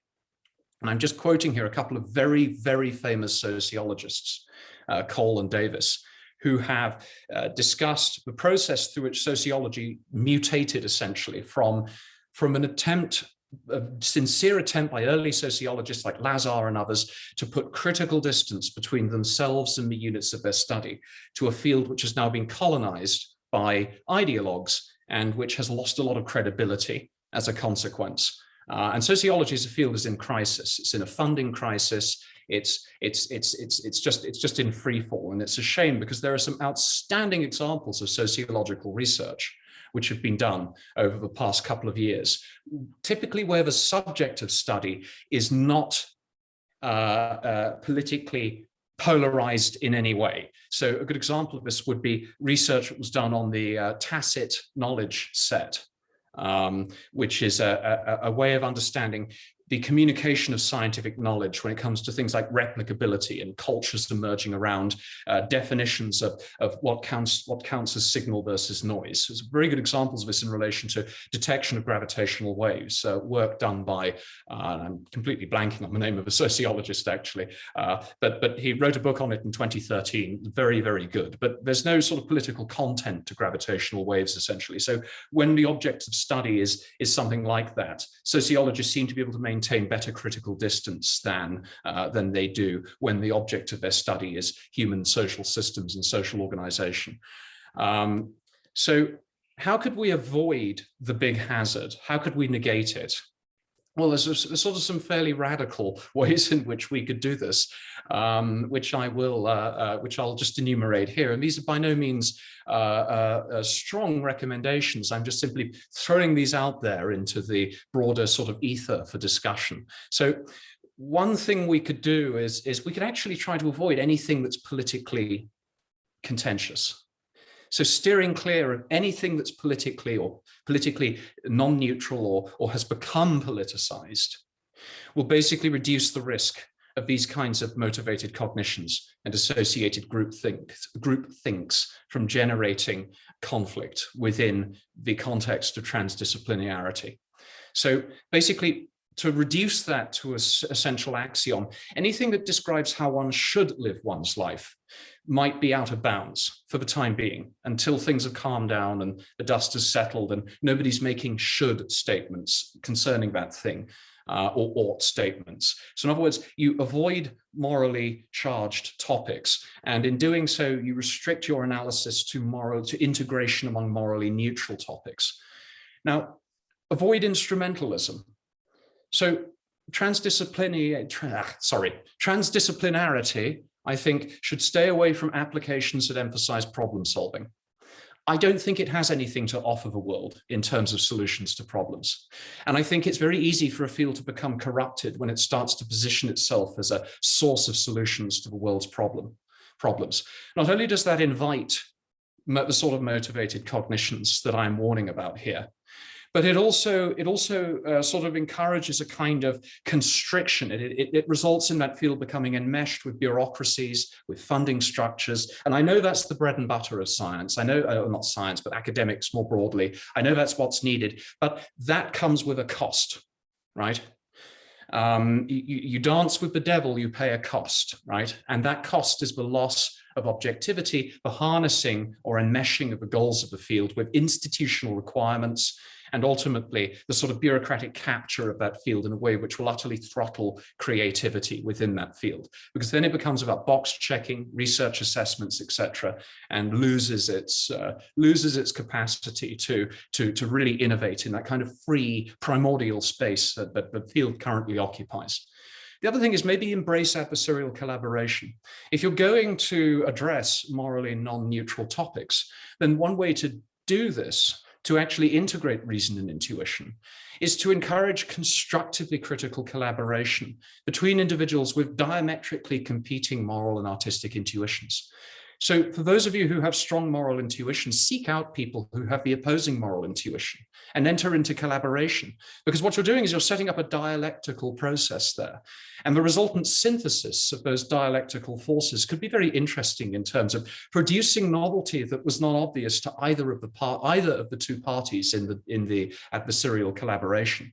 This actually works quite well within psychology. There's now a big attempt to solve the replication crisis by encouraging people with, say, liberal and conservative moral intuitions to get together and try to agree on what is true within the context of, say, social psychology or political psychology. And this is leading those fields into some very interesting places. So this creative tension could be at the very core of such efforts. And could be a key tool to use in the delimiting of ontological categories within this field. It could become very much integral to how these objects are defined and how they can be kept neutral and kept free of intrusion by hegemonizing sort of moral or aesthetic preferences and groupthinks, essentially. So that's basically it, I think. I don't think I have any more slides. So I think on that, and I've had my 20 minutes. So on that basis, I'd like to say thank you very much. I'll hand it back over to Marta. So thank you. Thank you, Michael. All right, so immediately I'm giving the floor to Karin, our last speaker. I can send you my slides. Did you get them? You still can use them? No, I can search. Do we need them desperately? Because it's now. I can put my computer to your.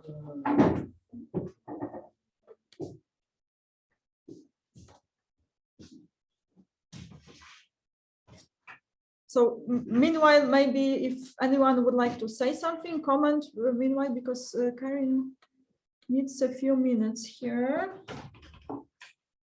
So would be a good moment for comments. Well, I wanted to make a reply to Michael. I think he and I agree in some respects and not at all in other respects. I don't think that you can say that research should not apply to real world problems simply because I don't want to leave the real world problems just to the politicians. We do want to have scientists involved.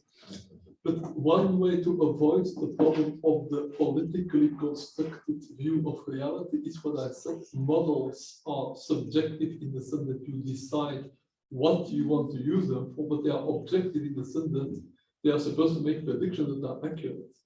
So even if you have a model for a particular political aim, you still expect the model to be accurate. That means you expect the model to be tested out, to be falsifiable, and if the model turns out to be wrong, then you simply know that that's not a good model. What you use a model for, or that may be a political decision, but the model, first of all, should be a model of if I change this thing, what effect does it have on this other thing? And there, yeah, that is a question of objectivity. You don't need to have even a shared ontology to agree about that. If I make the prediction that if, let's say, I change the school curriculum in this way, then the students after 10 years will be better in this or worse in that. These are things that can be tested, so they are objective, even if they are intended to look at moral values. Marcin is raising his hand. I would like to comment on Michael's idea to avoid instrumentalism. I'm afraid it will be very difficult. If you apply for grant and you do not provide some information that you are going to solve some problem, it will be very small chance that you can get a grant. I think that I would counter propose that there should be like statement of position. Yeah, that I'm doing this kind of research. My position, for instance, political position or philosophical position is such and such, and but saying, okay, avoid talking about that you want to solve some problems could be like could generate very negative reactions from people who decide about, for instance, financing the research and so on. Let's pause the discussion now. It's a good start. We will continue after the last talk. Now Karin's presentation is already on my computer, so we can give the floor to her. Karin.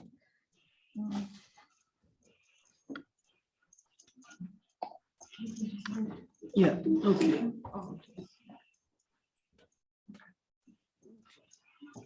Thank you very much. And sorry for jeopardizing the program. The Belgian trains play a little bit a disturbing role in that. So thank you for still allowing me to give a small presentation.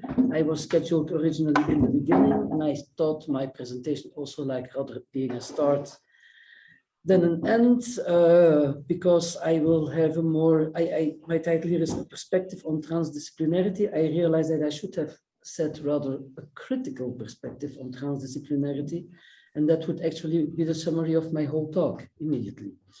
I'm going to throw up a few questions, not throw up, throw in the air a few questions and a few critical remarks, not in a specific, very logical order, but rather in a pattern-like way, which I think that any project or any approach to transdisciplinarity has to take into account, whatever the kind of vision or perspective on it is defended as such. I think these will be valuable or valid for almost all approaches. So this whole thing about multi-inter-trans, as I understand it, my take on it is that I would say multi is you look at the world as if it were just the sum of its parts. Inter is a kind of starting to build connections, whether they are on the on the, how would I say, on the conceptual level or on the real level is not yet really clear. And trans is seeing the world as if it were more, the whole were more than the sum of the parts.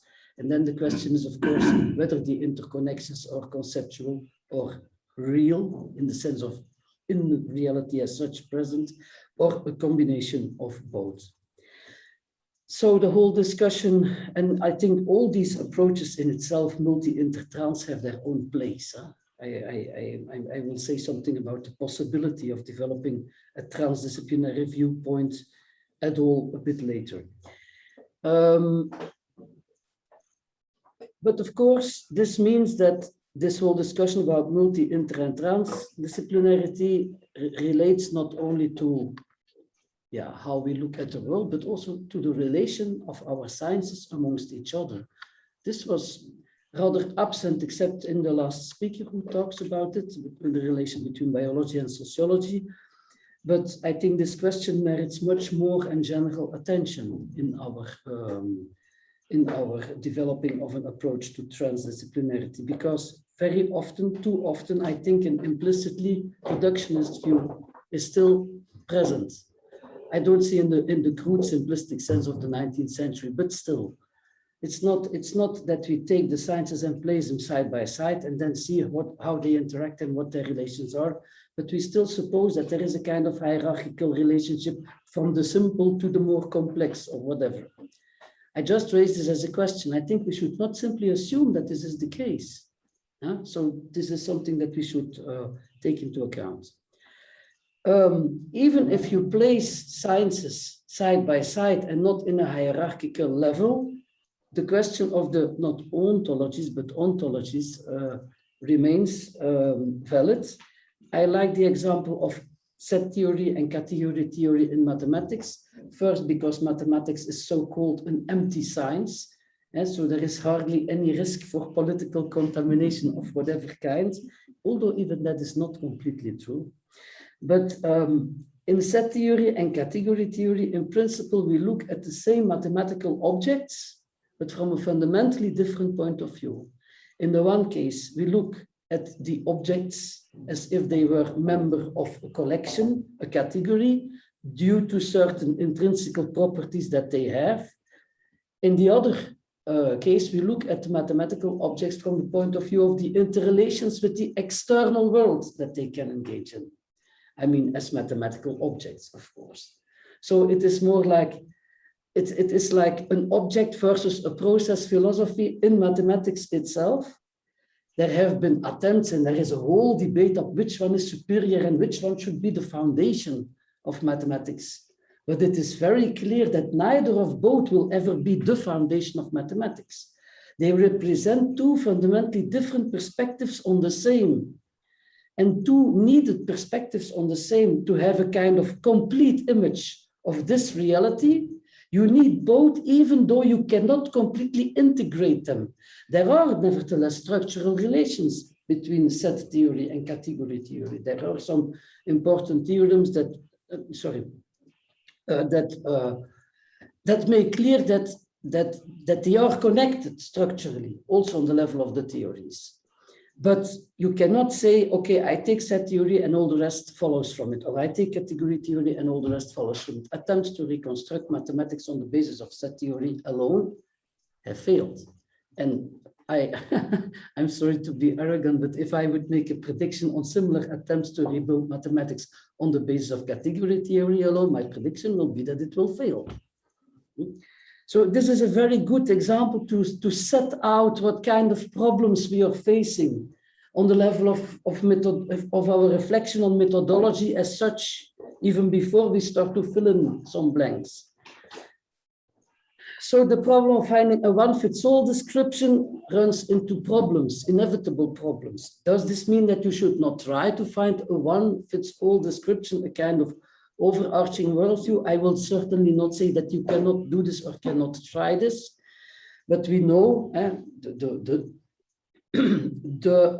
how would I say, the typical example or the most telling example in the sciences is the impossibility to develop grand unified theories because general relativity and quantum mechanics or not commensurably. You cannot completely, string theorists claim they can, and they are trying to do so since many decennia, but we're still nowhere. So there might be something wrong with this idea that we need one overall description for everything, even if we take a lot of nuances into account and we are not like 19th century stupid in this sense. And I mean positivistic in the primitive sense. There are certainly good lessons to be taken from positivism as well. But voila. So we at least might and should leave space for this question in our transdisciplinary endeavor. Is what we think is an integrated worldview or integrated worldviews überhaupt possible? And if it is possible, why do we want it? Voila. I give a few references to other problems that we encounter in the more exact sciences, like the famous incompatibility of certain measurement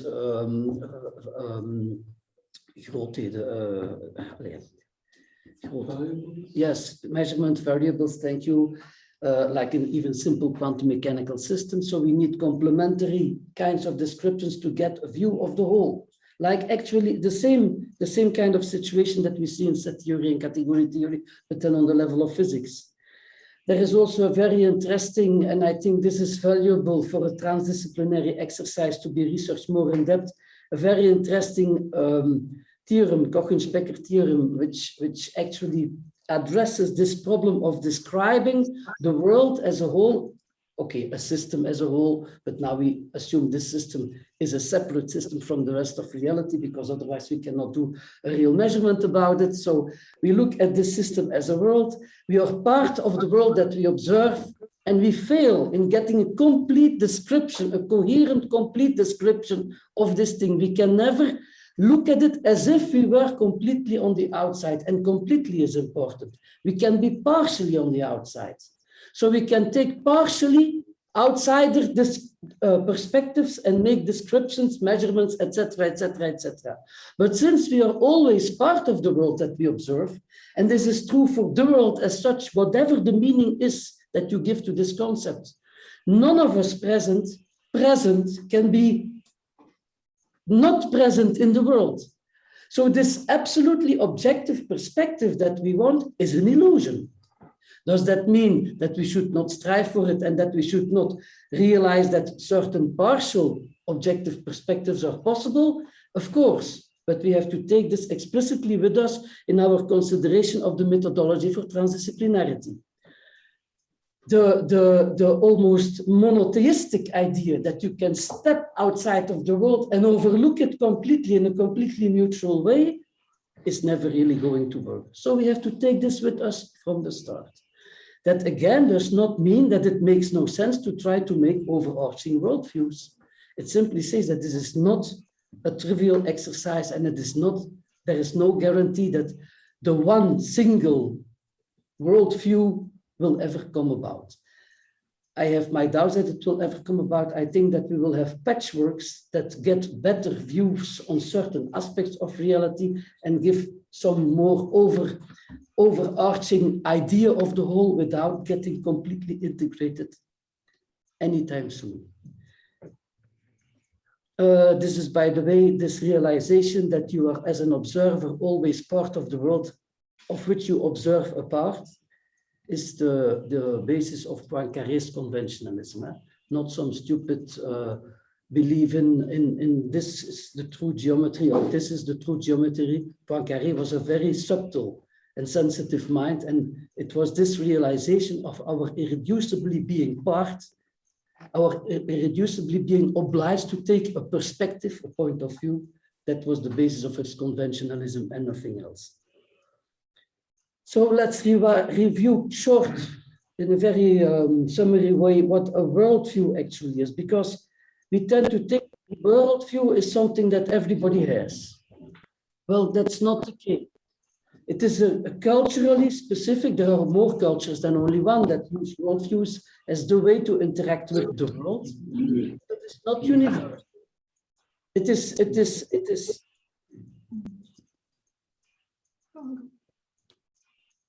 Okay.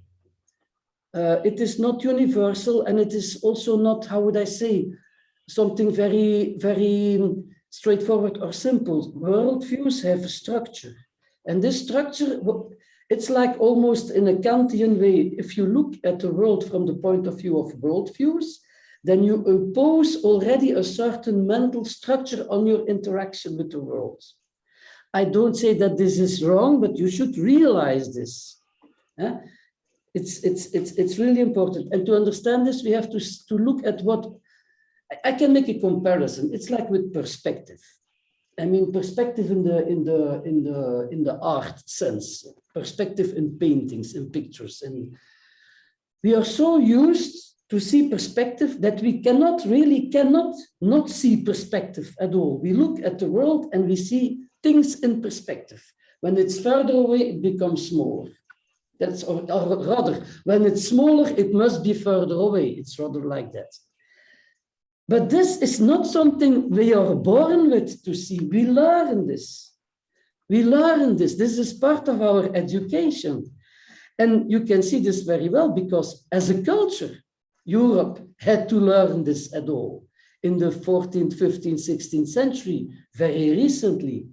And we know this because we still see in the paintings and in the drawings of the artists of the time, the tools, the apparatus that they made to make this possible, the drawings with the vluchtlijnen, the fleeing lines to the horizon point, etc., etc. That's why they make always the nice carrelage, the nice tilings on the floors in the buildings that they paint, because that allows them to use the trick. And this was so new and so special that when in the 17th century, more cultural relationships with another high culture, China, came into being, a high culture that did not use perspective as a tool to look at reality at all. And the Jesuits that wanted, of course, to go for a kind of conversion to Catholicism mission in China had to show to the Chinese that they had a culture that was at least at the same height of their own, because the Chinese had no how would I say, inferiority complex towards us or towards whoever at all. They felt themselves also as the center of the world, just like we did. So what did the Jesuits do? They made expositions of paintings which used perspective and placed them inside the palace of the emperor, but also on the street for the people to see. And it was like, whoa. It's like when you have never been in a cinema and you're suddenly placed in the best IMAX super 3D theater with the best sound, etc., etc., etc. And then you're like, oh, whoa. This kind of effect, it was so strange. Many animals don't see perspective like we do. They learn certain ways of interpreting distances and depth, etc., but it's not structured with the perspective that we have. If you put animals in isolation from very young onwards, and you don't give them any opportunity to find out by themselves, by walking around and feeling, etc., how to deal with depth and distance, then they will not be able to do so. You will have, for instance, a cat and it will walk and it will simply fall from the table because it cannot see where the end of the table is. So why do I say this? Because I want to make a comparison to worldviews. Worldviews are a very strong tool in our interaction with the world. And that's also why they have been spreading around the world together with, to a certain extent, the spreading of our culture. There was somebody speaking about globalization before. You can see this as a part of it. Of course, it is older, and there are other cultures who develop also worldview type kind of structures, but the worldview is not just a story about what is. It is much more than that, and we will see a little bit why. We have, of course, to go to the Greeks. The comparison with the cinema is, of course, not just random, because Plato already describes, really, literally, a cinematographic situation where an image of reality is projected in front of you so that you can view the overview of what is happening, and you can see what the relations between the different events and objects are. Of course, he has a specific reason to do so. He wants to say that our sensual way of looking at the world is not trustworthy, and you have a world of ideas and blah, blah, blah, blah, blah. But his specific goal, his political goal, if you want, is not important here. The description of the mechanism is truly important because he describes what it means in a visual way. He describes what it means to connect to the world by means of a worldview. Yeah? And then the matter is, let's build correct worldviews and not false ones. And then you get this, the battle of the universals, the ones who say that objects are absolute outside of the world or absolute inside of the world and blah, blah, blah, blah, blah. There has been speakers already now that in a modern way say, okay, this problem of what is the correct ontologies, it comes up always. There you can again see that also the transdisciplinary effort is related to this idea that worldviews is the way to interact with the world.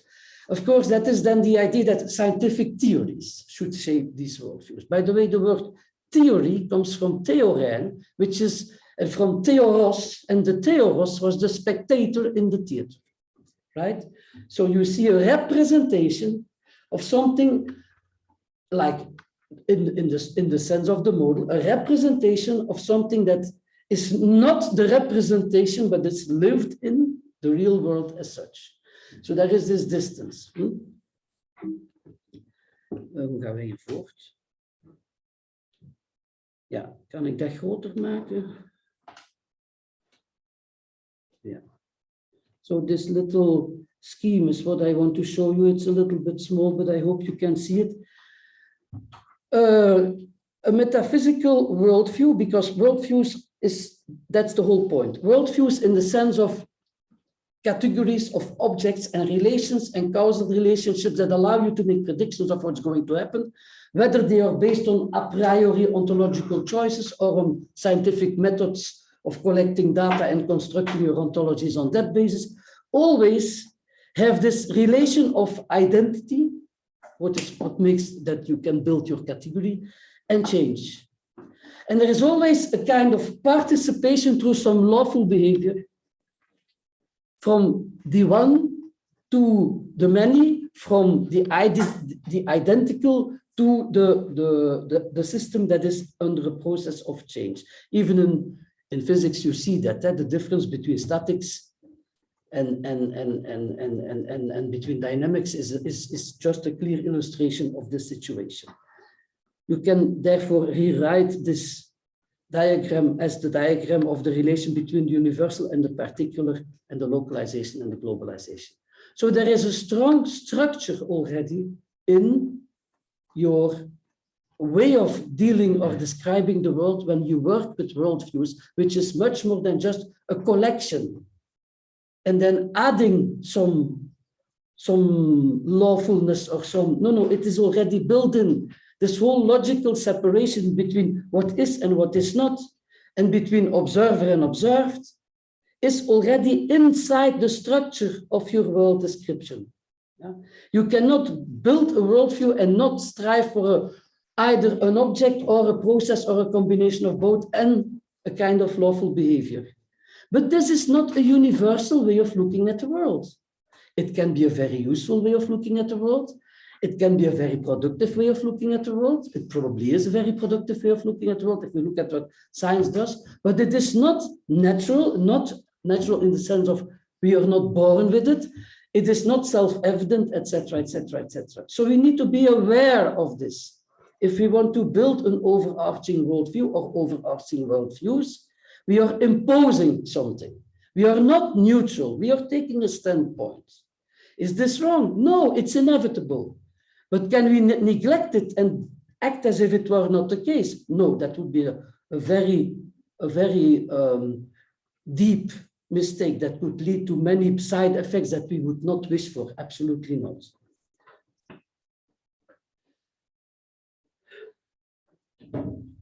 I like this example because, you know, the evolutionary theories, and then specifically the Darwinian theory, of course, it has a lot of powerful insights and predictions, etc., on the level of biology. But of course, this theory is itself also a product of a certain context. You cannot see it as, it did not just simply fell from the air, and it has also a historical context. The context is specifically Malthus with his fear of the overcrowding of the world. But okay, so I think it's important to see that the intellectual tools and the scientific tools that we use, just like the concept of a worldview, has historical contexts. We have to be aware of this if we want to implement them in a way that does not implicitly introduce a lot of politics in our way of working. Separation subject-object, I already talked about this. Are there examples of cultures or of societies or of whatever that did not work in this specific way in relation to the world? Yes. Rational ones, even pre-Socratic philosophy, a form of rationality, absolutely, did not think like that. They did not describe a representation of the world. That's what Plato starts. That's what the invention of metaphysics is all about. The invention of metaphysics is the introduction of the notion of worldview. And our science is still a descendant of that evolution. Of course, with the novelty that ontological building blocks are selected on the basis of experimental data and experimental measurements, and not on the basis of pure intellectual speculation. But voilà. Oral traditions, there is a very interesting body of research, and I will add some references to the final version of these slides, but oral traditions, cultures that live orally, that do not use, except maybe pictorial writing, but not use alphabets or not use syllabic alphabets to transmit communication. The memories work differently. Causal, what we would call causal relations, conceptualization of relations between things work differently. The importance of the senses is different. Auditive is much more important, like in music for us still, than we are so used that the visual aspect is the most important that we almost do not realize anymore how strong auditive stimulation and auditive communication can be. So there are a lot of different ways in dealing with the world, also in humanity. And we should, when we make a transdisciplinary viewpoint of and worldview of what the world is, we should at least realize that these are there or have been there, even if they don't exist anymore, and that what we do is also still a perspective. A very rich one, a very valid one, but a perspective, not the all-encompassing truth. Voilà, so the question, what does universality mean in this context? I do not reject the notion of universality. I just say we have to inquire ourselves critically what the position and the universality of our way of dealing with scientific theory building is. There is a nice little exercise. Yeah, okay, causal relations in history and law is another example of how problematic certain things can be, but I'm not going to dwell on this now. There is a nice exercise that people can do if they want to understand how deeply rooted this perspectivism is. A perspective is not just a mental attitude. A perspective is something which is built in us. If I look at you, I can see your front, and if you would stand and be there, I could see completely your front. Now I can only see this upper part because you're sitting behind this desk, just as you can from me. But I can see your front. I cannot even see my front, just from my legs, from my chest and my legs. I cannot see my own front completely. Why? I inhabit myself.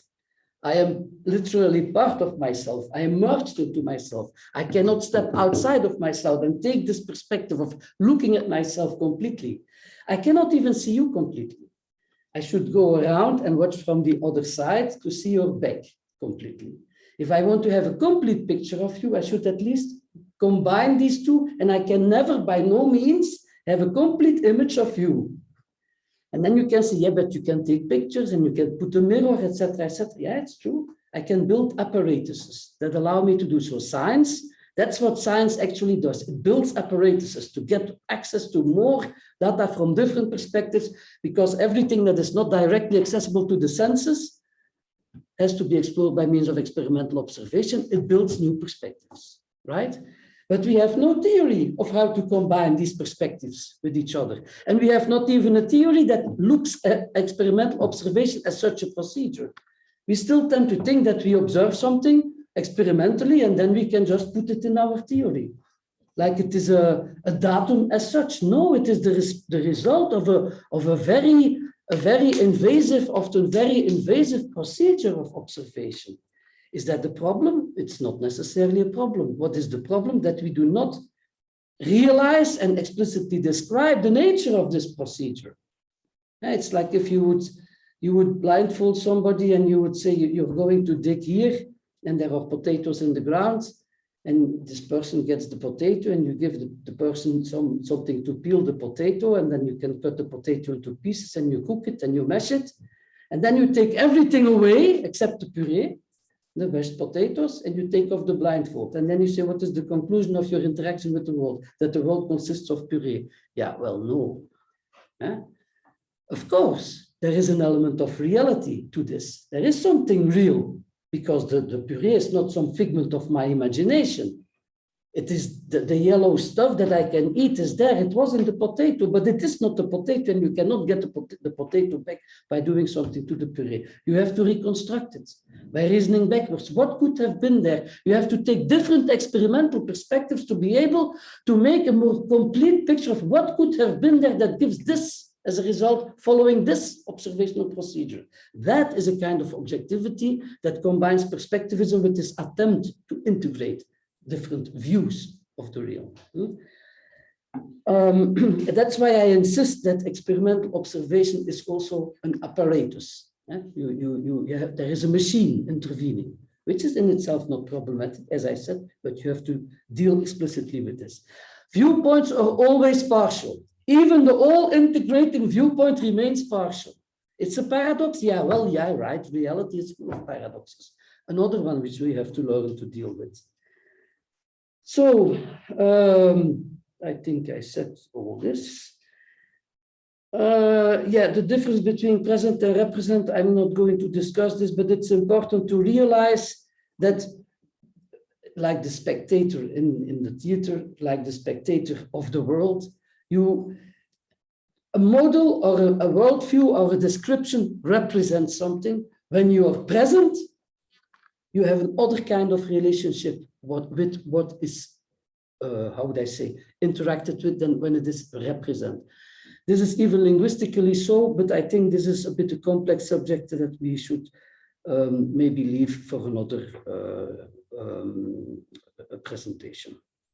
So perspectives, what do they include? They include the fact that you take a standpoint, literally, you stand somewhere and you look from a certain angle. There is a context. The context is not only where you stand, but also all the other perspectives that could be taken. The literally or figuratively observational angle that you take and the apparatus that you need to make your objective observation, the experimental setup. The language which you use to describe this thing. Many people that are multilingual will recognize immediately that even translation from one language to another already changes the content of what you're doing. And this is especially the case when you translate from natural language to, say, formal languages like mathematics, or natural language to other formal languages like computer languages, and vice versa. So this is also, language is an apparatus in the same sense as measurement is, and we have to take this explicitly into account. Dimensionality, the fact that you have the foreground or the background, there are so many different, like I said, with the description of when you walk around somebody else to look at this person, and you cannot walk around yourself to look at the person. You need an apparatus to see your own back. So in a certain sense, science is also a kind of storytelling. There is nothing wrong with this, but we should realize this. And this, we should maybe see this, and I understand this idea of purposeful science in a bit of different context, but indeed science is a kind of storytelling, which at the same time indicates the fact that you can never say that science is completely objective, completely free of value, completely free of politics. It is never completely possible. You can strive for it, but you have to understand that the point of view that you take while doing it and striving for it already identifies a certain not purely objective content, and that you always will have to be open to work with other standpoints and other contents. Otherwise, you will start by, or you will end up by believing that your version of the world story is the only one possible and the only one true. And I think that would kill off the whole exercise, because it would stiffen the whole viewpoint to a kind of absolutist exercise, while I think that this fluidity and this movability and this changing nature of our methodology is precisely what makes it interesting, and which also leaves open the fact that there are still many aspects of the world we have not even yet an idea about how to conceptualize them. We will still discover new aspects of reality which are now completely outside of our field of vision, and we should be open. We should leave this open in the future, that these aspects of the world can break through in our theories, in our descriptions. Because the world is a different place from whatever we think about it. A last aspect, which is related to this problematic nature of the idea of making an integrated transdisciplinary worldview. Again, that does not mean that this is not an approach or an enterprise valid of effort, and that should be strived for, but always realizing that you're doomed to fail in a certain sense. Not doomed to fail in a pathetic sense, but doomed to fail in the sense it will never be complete. It will never be all-encompassing. It will never be the only one. It will make step forwards. That it will do. So paradoxes, the paradox that I already mentioned, but also the paradox of the inside and the outside. The more that, and that's a very serious one, the more that your system becomes all-encompassing, the smaller the outside world becomes, the more problematic the whole enterprise is. Hegel pointed out that if you have not an outside, you cannot have an inside either. The whole thing collapses.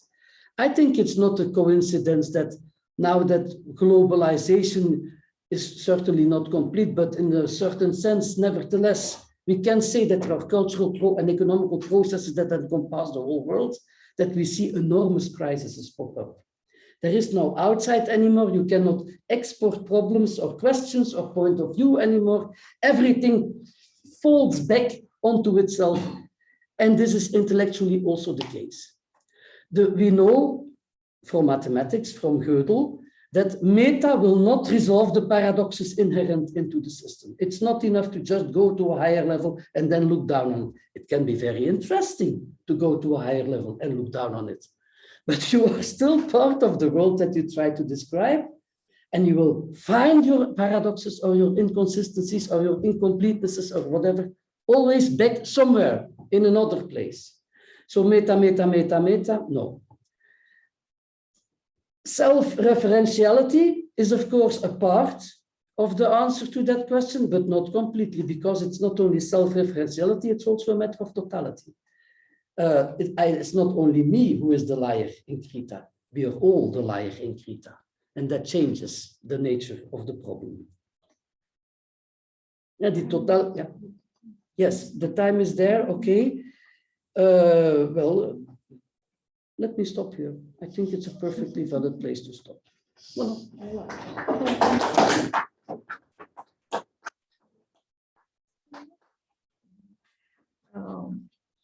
stop sharing, and I'm now displaying on our screen all the people who are online. So if you are able and willing to reveal your faces, it will be always more fun. We have scheduled today's event till 4:30, so we don't have that much time for discussion. We can like extend a little bit more, but I suggest we could go like that. We'll take comments, questions from the audience, leaving some like final minutes for all the speakers to still have like a few minutes of a summary or kind of aggregate response to all that was said. Okay, so who would like to comment, ask questions, respond to what was said? Please. From the room, from the online room. Yeah, Martin. You are muted, Martin.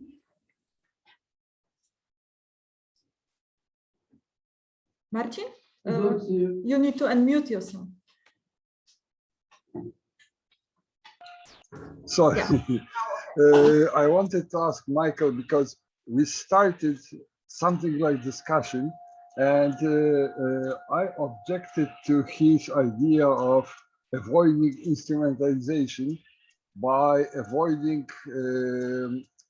addressing issues which would be like problem solving. Because for me, it is unrealistic. It would be, I understand that this could be effective way, but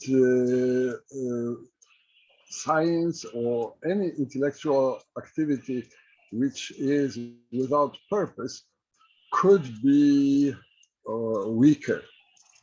People would not trust, like, these people are like, they can gain some knowledge, but if it is not solving any problems, it would need very strong criticism, and then it is very difficult to expect, for instance, financial support for research and so on.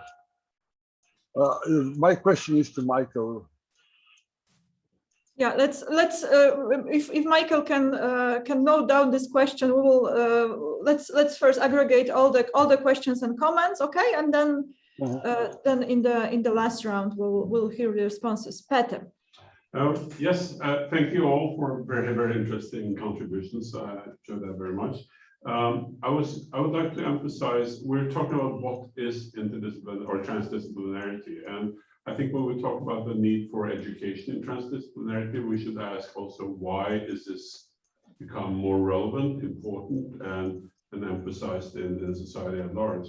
And I think we are talking about it in terms of the practical problems, whereas we say it's a practical problem, which is then by the people of practice, but I would say it's actually addressing reality, and especially on societal level, where on societal level, we are also driving complexity as human beings into this types of problems. So if we're talking about echo chambers as a crisis in democracy or sustainability at large and so on. So these are phenomena that are new and we can observe them. So in terms, they are, as science started out, something that we observe in the outside world.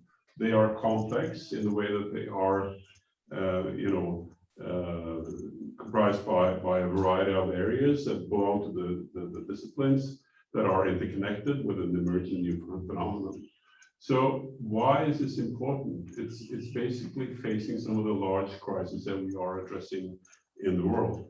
And so I think this is then a way of addressing that. And I think starting with that type of practical problems would actually accentuate, again, as you're saying, we can never find the total model of the world, but it would force us to address that phenomenon and to find a model, as was said, and that model would have to consist of the disciplines that we have, the elements, perspectives, ontology that we have, and the interconnectedness of that. And if we are able to describe that phenomenon with such a model, that's a way of acting. So I think that it is an interesting place to start. I think to start with the purpose of doing it and why we should do it. And I think a lot of it will come from a practical application.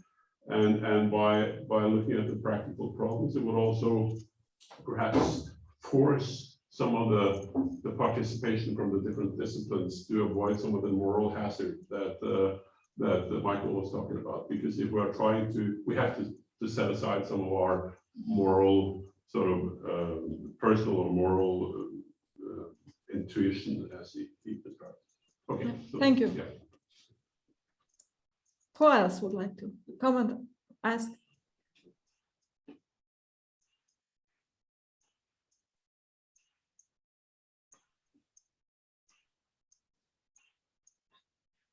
Francis? Still Luke. Okay, let's hear from Luke and then Francis. Luke and Francis. Yeah. Okay. What struck me in most of the presentation was the fact that whether it was interdisciplinarity or trans or whatever, it was always trying to reconstruct the model, kind of a model over whatever else, so kind of using the same thing that was done within the fields and bringing the same method to the trans or inter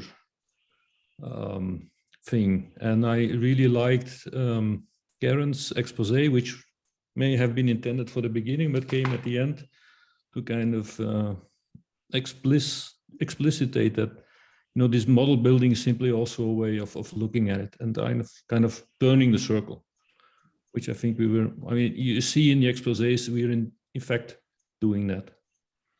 That's what I wanted to share. Thank you. Okay, Francis, if there is nobody else from the audience wishing to ask a comment? No. No. Okay, Francis? Yeah.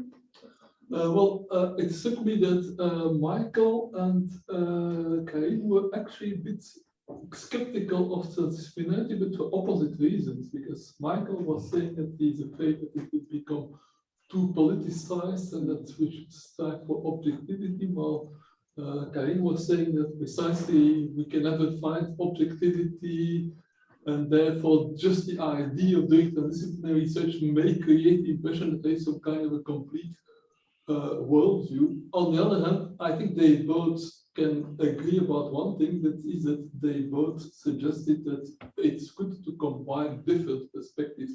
Michael spoke about what he called, I don't remember, opposite research, where you put people from opposite Adversarial collaboration together, and that I think was implicit also in what Karin said, and it was also implicit in what I said. So there is maybe a ground for consensus, that is that we all believe that transdisciplinary research should involve people with different perspectives, different values, different backgrounds, different ontologies, and then you can try to make them reach agreement about certain things.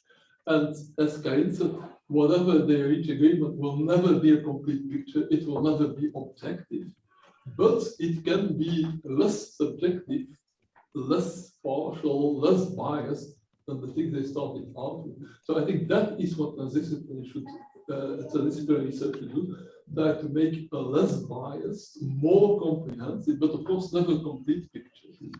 And I again want to emphasize this concept of model that I have been speaking about, because I see that people constantly misinterpret it. The model is subjective because it is biased. It has to be biased because you look at it from one perspective, as Karin said. You see somebody's front, but you can't see at the same time their back. So it is limited. But on the other hand, you can see somebody's front relatively accurately, or you can see somebody's front to a distorting mirror and think that the person is fat when it's actually thin. So there is still objectivity in the sense that a model should make predictions that are non-trivial. And if then the prediction turns out to be accurate, then you know, well, there is something in the model that is useful. There is something that is not just wishful thinking. Because making a model that's just wishful thinking, like, my model is that if I pray enough, then I will go to heaven and eat rice pudding with golden spoons. That is a model that does not make any prediction that can be verified. So that is wishful thinking.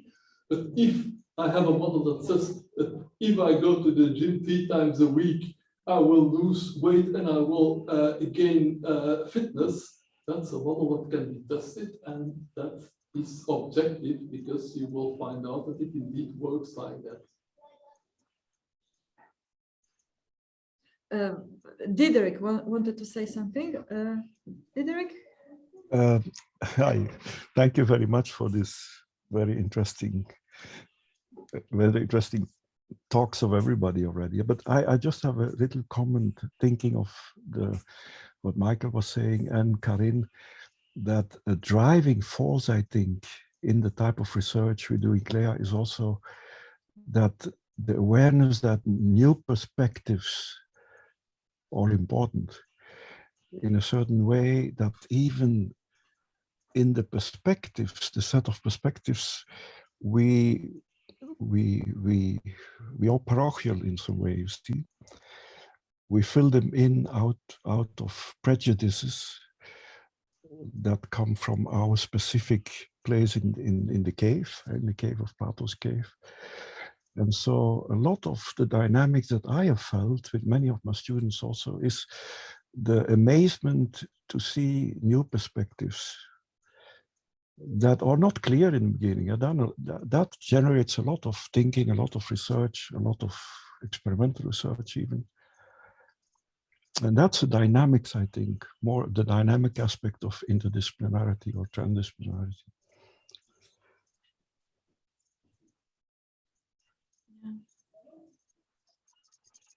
I think that's a very important point, and I think that this is one of the successes of CLEA, is that because we have collected people from these very different backgrounds and even from different countries and different cultures, but that have some kind of a shared motivation to try to understand things at a deep level. And that has led to some very interesting conversations and very interesting discussions where not always consensus came out, of course, but where I think people have learned a lot by seeing, yeah, well, as a physicist, I'm used to seeing things in this way, but here there is a social scientist who sees things in a completely different way. Maybe I should also take that into account. Karin? And also, I agree on actually on everything that has been said up to now in the discussion. Something will be wrong with me. But I also think that if we succeed in building this, or in accepting this perspectival method of work in our way of doing transdisciplinary research, that this also opens up very natural gates to the whole educational question. Because then rather than to try to impose something, you open up gates and you open up entries. And you allow new perspectives not only to go out, but to come in. And you can work in a quite self-evident way, in a more modular rather than hierarchical program-wise setting. So I think because some people have been talking about the educational aspect, it has not yet been touched much afterwards. I think that if we take this seriously, then this would open up methods of building interaction with educational programs immediately. Yeah. Perhaps, perhaps something interesting to note also, the word that now, at least certainly in the domains where Karin made reference to, is perhaps more contextuality, you see, instead of perspectives. Perspection still is linked to perceiving, while there is also context coming in just by reflection, not only by perceiving. So these perspectives, it's word giving, of course. They are different contexts, but they come also in the theory that you make. So even in theory building, you build a context, and that is already part of this view that Karin was presenting, I think, of the different perspectives. Yes. I believe that what is important in, like, when we are discussing the value of complementarity of knowing, yes, of like it's a complementarity between modes of engagement rather than between descriptions, because like what I kind of struggle with it when we are trying to cooperate in this transdisciplinary way is that people like each is making assumptions about what is the correct structure of knowledge or output of your engagement that can be combined in a transdisciplinary way. And for example, when we are speaking about arts and science, or even humanities and strict science, and like comparisons like that, it's not so much only about the outcome of what we know, that it will like put together different like bits of knowledge to one model, and this will be the model, because the mode of engagement of humanities, arts, and for example, modeling type of sciences is like ends in a completely different way. So for example, when you get a kind of artistic type of engagement with reality, it's like the outcome is in experience, yes, not the like product that we will like now put in an abstract, that this is what we found out. That like there's nothing like that you have found out, but you have experienced reality differently. Yes. So then when you put a scientist with like this is what we found out, with somebody who's kind of like process oriented, oh, let's experience, you know, and this one will always kind of like find the other one lacking, because okay, like you experience it, but what is the result? Yes, and the result is a human kind of, you know, like an enriched human, yes, on the process. So and not the thing that you put in a box. So and I find this important in kind of like if the collaboration is about kind of valuing each other's kind of contribution, something like that. Yes? So and it's not necessarily that it has to be like valuing and agreeing, because I find a lot of value in disagreeing, yes, but kind of like respectful, and then I think we have a lot of that at CLEA. Yeah, but Marta, you can name that by introducing the notion of context. You see, the two things that you mentioned now are different contexts. And so reality in itself is always constructive. Yeah. Out of context. You can understand context still like framing of those bits of like of the model, or you know, like as humans, yes, doing and producing a model or not. Yeah, and it's different framing. Peter and Karin. Yes, I was just wondering, given what we're saying now, that we cannot build a unified sort of total model, obviously, and we are bound by worldviews. Does that mean that transdisciplinarity is sort of a modular set of different worldviews? And my question then is, how do we describe sort of not complete, but somehow the completeness of a worldview? What does it take to have? Okay, here we have a worldview, and that is a transdisciplinary worldview that we can actually call valuable in that sense. I mean, because we're not going to have that totality of the theory. See what I'm saying? Can we qualitatively describe what is a worldview in that sense? A module? Karin and Francis. Yeah. I want first to say something short about what you said. I think that we have to realize that the context of the perspective, I would not say that perspective is just observational, but okay, that there is two different sorts of context, and that is the one in which you are present while living the experience, and the other one where you are watching or listening or engaging, getting information about something which is represented. These are two on the, this is the only ontological difference that really matters. And in the word context, this becomes too vague. So that should be qualified as well, I think. Because indeed, the path towards the development of the tools, the experiences, the insights, the discussions, the experiments, the whole thing is at least as important as the product. And I think we should conceptually clarify this as well. So I agree with you completely. This is just a little addition to that. As for I like this description of the modular tapestry of worldviews or partial worldviews that would somehow contribute to the idea of the transdisciplinary looking at the world. Since totality cannot be the defining how would I say, aspect or property of this, what then would be a good qualitative, of course, every attempt at quantifying this, I think, would fail, but I think an indication is what I said at the beginning of my talk. You are looking at something that succeeds in making sense of the whole as more than the sum of its parts. Without just imposing, because that's the important thing, without just imposing a structure. If you see that something starts to make more sense than just looking at the parts, if you, in some sense, if you see that you somehow succeed in getting the set theoretical and the category theoretical aspects a little bit together, and it works, you can make predictions or hypotheses that somehow encompass these both aspects, then you might be going in a good direction. Although I want to say that the notion of prediction itself is also problematic, because, okay, we all laugh when Francis says this about I'm praying and I'm going to heaven and blah, blah, blah.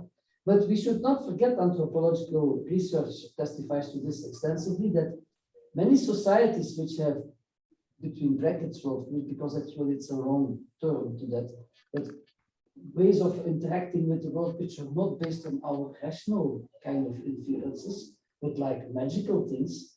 I mean, if somebody in such a society casts a spell on you, then the others predict that you will die and you will die. Maybe it is not because of the spell itself. There might be other reasons like psychology or whatever, but you will die, the model functions. And we often forget that, and we often throw aside many models, or I think the word is not in its correct place here, but many ways of looking at the world in other societies, although they actually fulfill the criterion of predictability and of understandability, etc., but from a completely different set. Yeah. And that should be encompassing in our transdisciplinary approach. Yeah. What should perhaps be added, I agree with what Karin says, but we should not think that this is a form of relativism, you see. No, I agree. And it's not, because if you think of contextuality perspectivists, you could think, yeah, but that's pure relativism. No, there is something going on.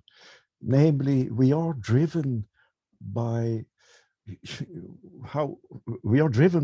gathering more knowledge and coming closer to what eventually a utopian idea could be, yeah? Namely, what is the world? And this question, what is it? So I think we are driven by that, and there is something you could call progress eventually. It's a very loaded word, but with ups and downs, of course, also.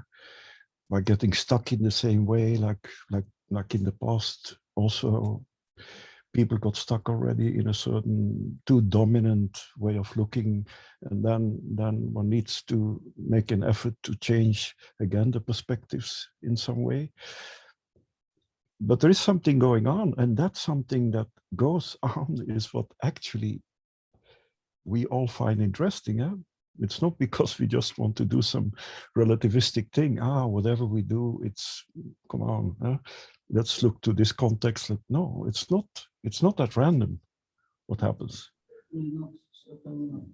Okay, we are already past the time, so I suggest we give the last word to our speakers for the last round of kind of like very, very short summary, if you have anything to add or conclude. If we can start with Marcin. Marcin, Michael. I messed the order, but okay.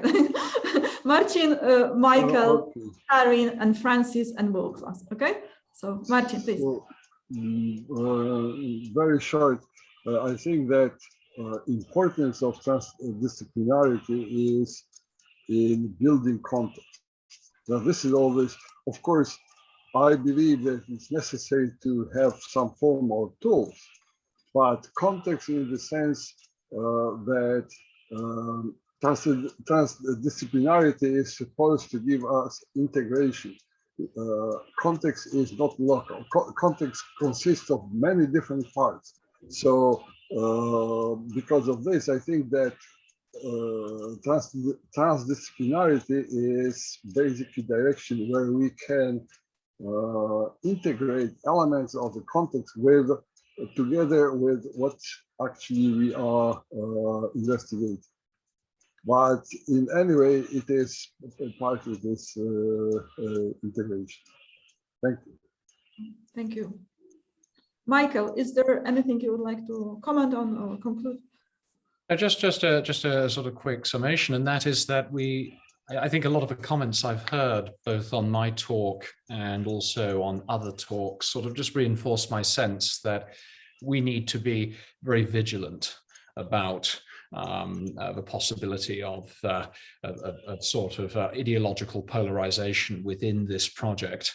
And I think that I'm just going to sort of put out a counter position that I think we need to stay as far away from applications as possible, because some of the comments I've heard are people using terms like sustainability. For example, it's deeply embedded within a progressive worldview, and there's a lot of plurality of views around the issue of what is sustainability, what isn't.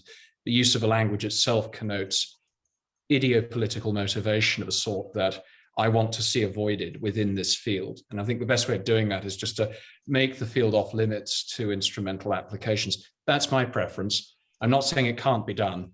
I'm just saying that I try to hew very closely or tack very closely to extreme ideological neutrality. And that's just maybe that's my bias. There we go. So that's what I'd like to say.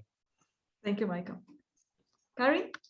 Yes, I want to stress indeed, as Dirk said, that developing a seriously perspectival method and way of looking at the world is indeed not the same as relativism. It is not because I realize that I can look at you from many different angles and I cannot see you in one go completely, that I'm relativizing you or me. There is still room for saying that something is nonsensical because it doesn't touch any ground. So that's one thing. And maybe we should make this clear, although yeah, I tend to think it's self-evident, but apparently it's not.